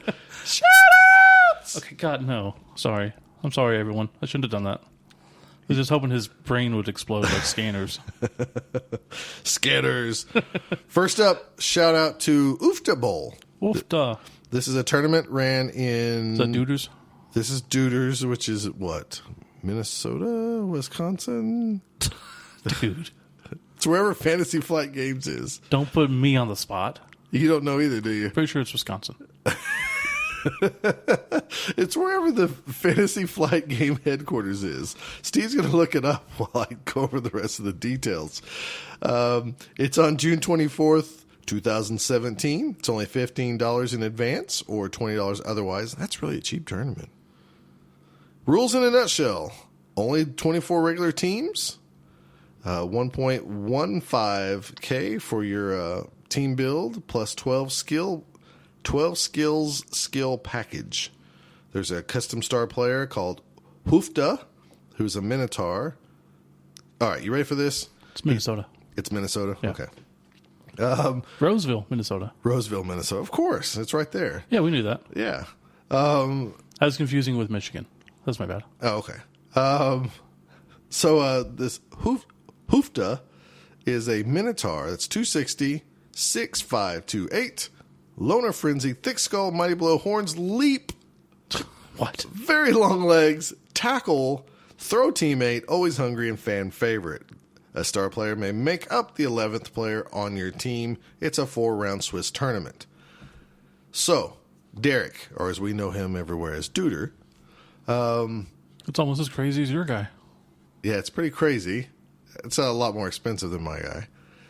He has made up all these did you knows that he's been sending out to people who signed up for his tournament, and it goes through the origin of Oofda. Oh yeah, and like he's a bull that goes into like this dark elf stadium and causes havoc, and then all the fans like kills a bunch of fans and players, and then all the fans are demanding to have closer seats to the action. And then there's like another did you know where this guy is tracking down his runaway Minotaur. And the stadium owner says, like, he was too popular, he's my bull now. And then it goes on to, like, basically this team called the Wasteland Wilds, which is like a Chaos Pact team. It origins up this Chaos Pact team with Hoofda on it. Okay. And how his owner gets magically transformed into the ogre. And then, anyways, they start playing Blood Bowl and stuff. It's really cool, Did You Knows. He put a lot of work into it. And he's wrote all this little story that goes with his fluff of his tournament. Not only does he do Oofda Bowl, he does Stunty Oofda Stud Bowl, I guess is how this is pronounced. This is also on Sunday, so the day after Oofda Bowl. It's also at Fantasy Flight Games in where? Where's it at, Steve? Roseville. Roseville what? Minnesota. Minnesota. It's only $10. They're using the 16 Stunty League teams, I guess, from Fumble. Oh, yeah. Okay. Same... He has a 12 skill package. So that would not be build. NAF approved? Not an NAF approved. Star player may make up the 11th as well, and it's only 3 rounds. So everybody's copying this popular format. It's amazing. Who's like the big guys that started that popular format? I don't know. Were they from Oklahoma, maybe? Might have been us like 4 years ago, 5 years ago, probably. 6 years ago. Yeah, 5. Something like that. 5 years ago. Maybe it was us. I don't know. Could have been. I mean, man, such originators. Yeah. Anyways, go up there. I love from everything I've heard. Dude runs a great tournament. He's a great guy. Everybody that I've heard of him, yeah, he's an awesome dude. So I love whenever I see pitches now where they've got the split sides. So you can play them on either way, the long ways sidelines or end zone way. Yeah, and those all came from us. Yeah, we're pretty smart. We're pretty clever dudes. So we're waiting for someone to steal the kickoff die idea. Oh, that's gonna happen in a second. Someone's already stolen your art a couple times by accident. It was by accident. I was really kind of butthurt at first, and then I realized that they probably really did it by accident. So It's pretty awesome though that it comes up in maybe like a Google search. It's like a Orc logo or whatever. So, we did kind of want to give a shout out to Iron Golems. The Pro Box came in. It is awesome looking. We'll probably go into that more in depth later because honestly, I haven't put it all together yet. Been busy. You have like about 10 days to get that thing going. Yeah, it might take me that long. No, it's not that bad. It's just there's a lot to it, and I want to make sure I have room to set everything up. Sure, I get that. Because I need to know how to put it together and how to take it down and put it back together. Definitely. That's the hard part. Taking it down and putting it up where you can reuse it is really important. I can't wait to get these Dark Elves painted, though. Yeah, they're pretty awesome. I love those Dark Elves. That's a Kickstarter that, while I don't need any of that stuff, I'm kind of jealous that you got Same here. it. I didn't need any of it, but really happy with it. Sure. Wanted to also give a shout out to Evan Valdyke. He went to Adepticon, got me a Crack and Crumbleberry. Oh, so that was cool. Glad he didn't ask me. He was only able to get one. Oh, sure. Well, it's true. Everybody goes to you first. You get bacon crackers in the mail. That was my next shout out. You get dice in the mail. Evan got ogres from me. He's the one who painted my ogre team. Sure. That's why. Everybody loves the Kilowoggy. Yeah, they do. What's funny is they help you out all the time, and they give you free comic books if they're from Canada. And they do all this stuff, but at tournaments, they always come and talk to me. And if they want to go have a little fun, they come with me. Because you're the stick in the mud. I'm the cool guy. Pretty sure I was the one who went to level 257 in Chicago. I was drunk. Okay. So, who had the better time? Me. I played pinball. What night was that? That was the Friday. What was I doing? I don't honestly know. I was playing Secret Hitler. Oh, you just want to stick around and play games. Yeah, I think I stuck around and played games. Yeah, I think right. that was more of a save money thing. Yeah, okay. So speaking of bacon crackers, Ken Hinchliff, he was nice enough to send us a care package. So bacon crackers, which anybody in Canada, if you get some bacon dippers and want to send them to us, you're more than happy to do so. More than welcome. We really don't need that because we're trying to lose weight. We are. We'll get to that later. But the bacon crackers are so damn good. I like them. They are pretty tasty. He also sent us some, are they called Kinder eggs? Because they didn't have any toys in them, but they're like the eggs with, there was an Oreo egg. So I would say that they're close to like a Cadbury cream egg, except they had different stuff inside of them. So one was an Oreo one, and one was chocolate chip cookie dough, or something like that. Chips Ahoy. That's what it was. I'm sorry. A brand. You're right. It was Chips Ahoy and an Oreo one. Not a fan. They're really rich. Yeah, they are. Like, I thought American food, or like American candy, is like, oh, we're fat slobs in America. Eesh. Canadians. They were okay. No, they're fine, but one of them was really good, though. You like the Chips Ahoy one a lot. Yeah, that one was pretty good. Yeah, the other one, just too much. And he wanted us to try the, oh crap, I don't remember what it was called. But it was a red cream soda. Oh, yeah, that was... It was a Canadian cream soda. Yeah, what was it called? We drank it. It was good. Was it Crush? Okay. Was it? It was a Crush cream something red cream soda. It tasted just like, we have a thing down here called Big Red. Mm-hmm. I'm sure it's not Oklahoma. It's probably a southern soda, though. Yeah. But it's called Big Red. It was around for a while, big time, and then Dr. Pepper bought it. And it's still around. You can still buy buy it. Not as much. You can still find it at some grocery stores. But it tasted exactly like that, which I like Big Red every now and then. So, thumbs up. If we had a game night, so there was 4 of us guys, and we split it 4 ways. Yeah, we made the mistake of opening up with other guys who was like, can I have some of that? Yeah. There's 4 guys split in one can. It was enough for me. That was enough. Childhood story. We go to Robert's house, And sometimes he would like have candy around. And this is Robert, who was on the podcast talking about second edition fluff. And he would always be kind and say, like, anybody want to split this? And a lot of times we were like, it's one candy bar. You know, we just go, sure, no, go ahead. You know, it's just one candy bar. And that happened for years. So he got credit for being nice, and he got to eat the whole candy bar. Right. And a lot of times he would stock up egg rolls. And, of course, when we were younger, we didn't like egg rolls at all. Yeah. You know, cabbage and all that stuff. And anybody want an egg roll? And it's like, dude, you know we don't want an egg roll. Just eat your damn egg rolls. Finally, we kind of figured it all out at the same time. Like, yeah, we're going to start telling him we want some. Right. And there was a few times where he asked, like, on a fun-size Snickers bar and stuff like that. There was, like, 4 of us there. It was me, Gary, and our buddy Sean. And, yeah, we would like some. And, like, you could see the look on his face, like, damn it. And then, like, he'd be cutting it up with his knife. Fun size. Yeah, I mean, dude, for real. It was good times. Busting your friends' balls in junior high and high school. Yeah. Good times. And sometimes you still do that when you're 43. I think you pretty much always do. Yeah. That's half the point of this podcast. Anything else for shouting out?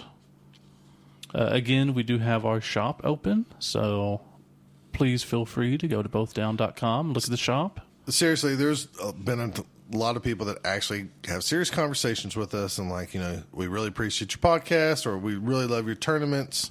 We've heard a lot of good feedback from all that stuff. And they're like, I just thought of the other day. Is there anything we can do? Yeah. If you really want to support the podcast, go buy some, give the gift of the dice and buy some block dice. Even if we don't really want donations, like just give us money. We want to give you something back. So well, I will say we'll take them. We will absolutely take your money. Because I've learned that you don't, if somebody wants to give you a blessing, you just take it. But we really prefer it. We give you something back. Yeah. So if you want to support the podcast for the next year or so, buy some of those dice, buy some of those D6s. We'll send them to you. You really do help us out. And it makes it easier on me now than because having to go through emails and get stuff set up. And now I can just print it off, ship it out, be done. Yeah. I think it's really cool that you set that up. So,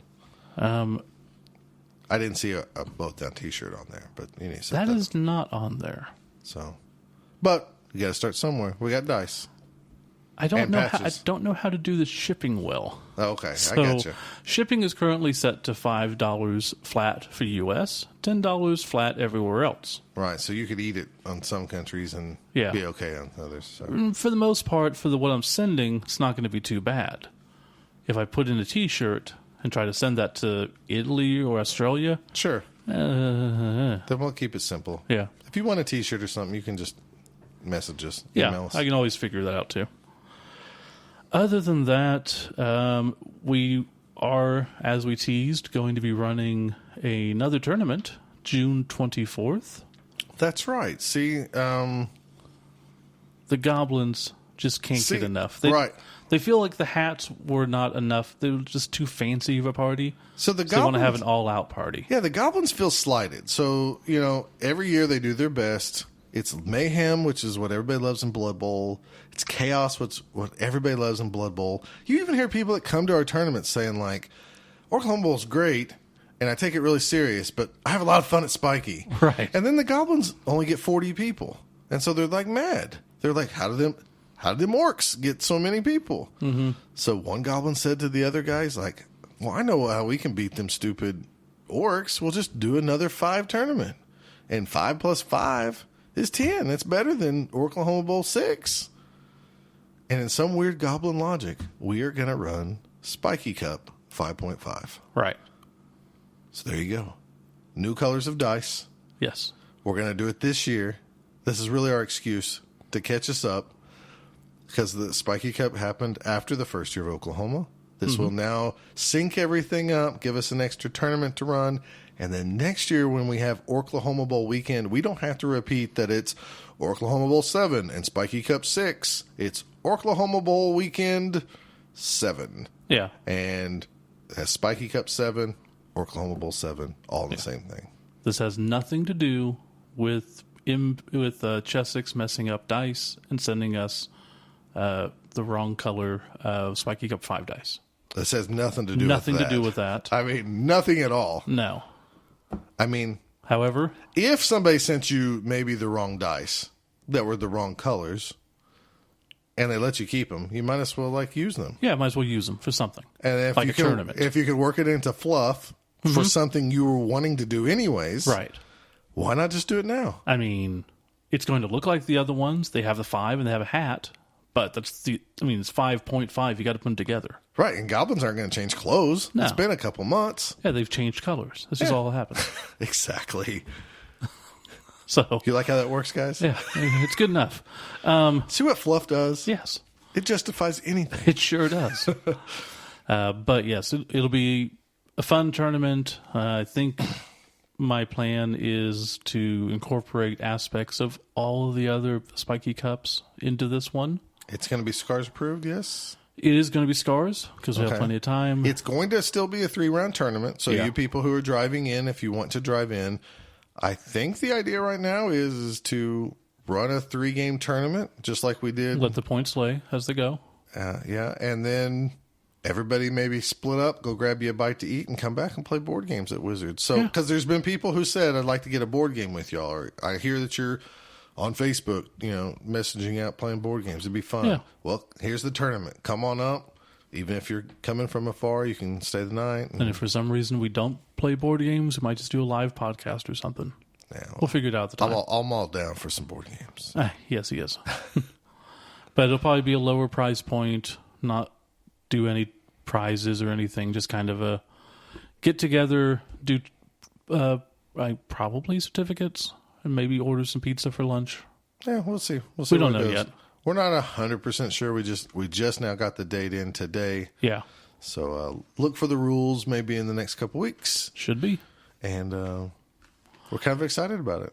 Wizards is excited too, knowing that we're doing another tournament. So other than that, we've had a lot of emails. I should have been writing people's names down. Hadn't really thought of it until recently.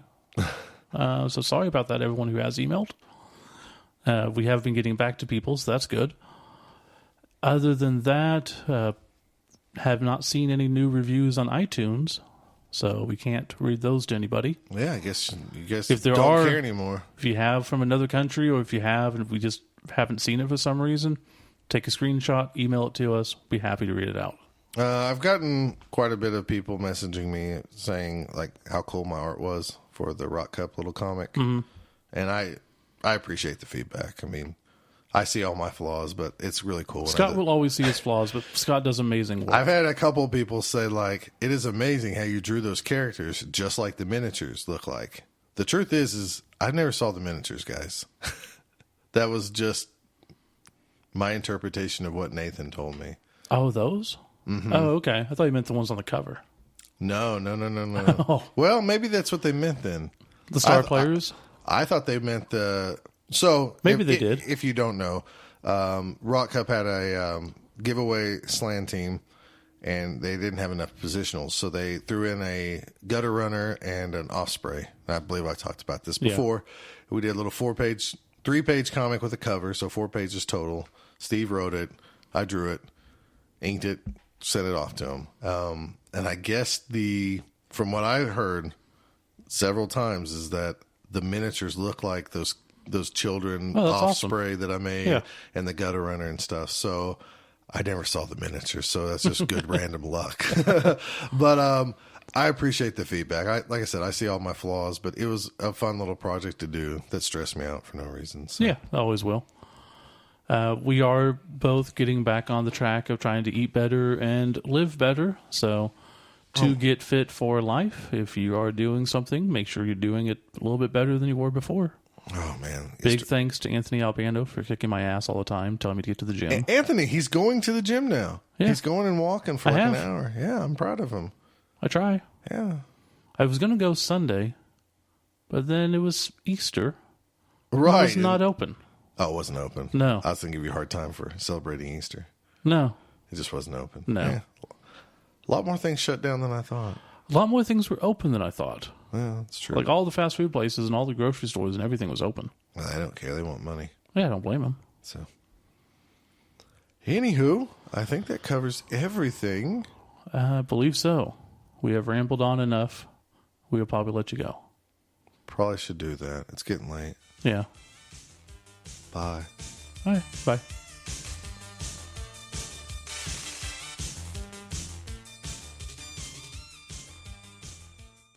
You can follow Both Down on Twitter at Both Down. You can follow Scott at Fat Finley, FATFINLEY, and Steve at Kilowog2814. If you want to know if your team name is Both Down approved, send a tweet to @BDapproved. If you'd like to email them, the email address is bothdownpodcasts@gmail.com. Or for more information, you can visit them at bothdown.com or at facebook.com/bothdown. Are you an elf of discerning taste?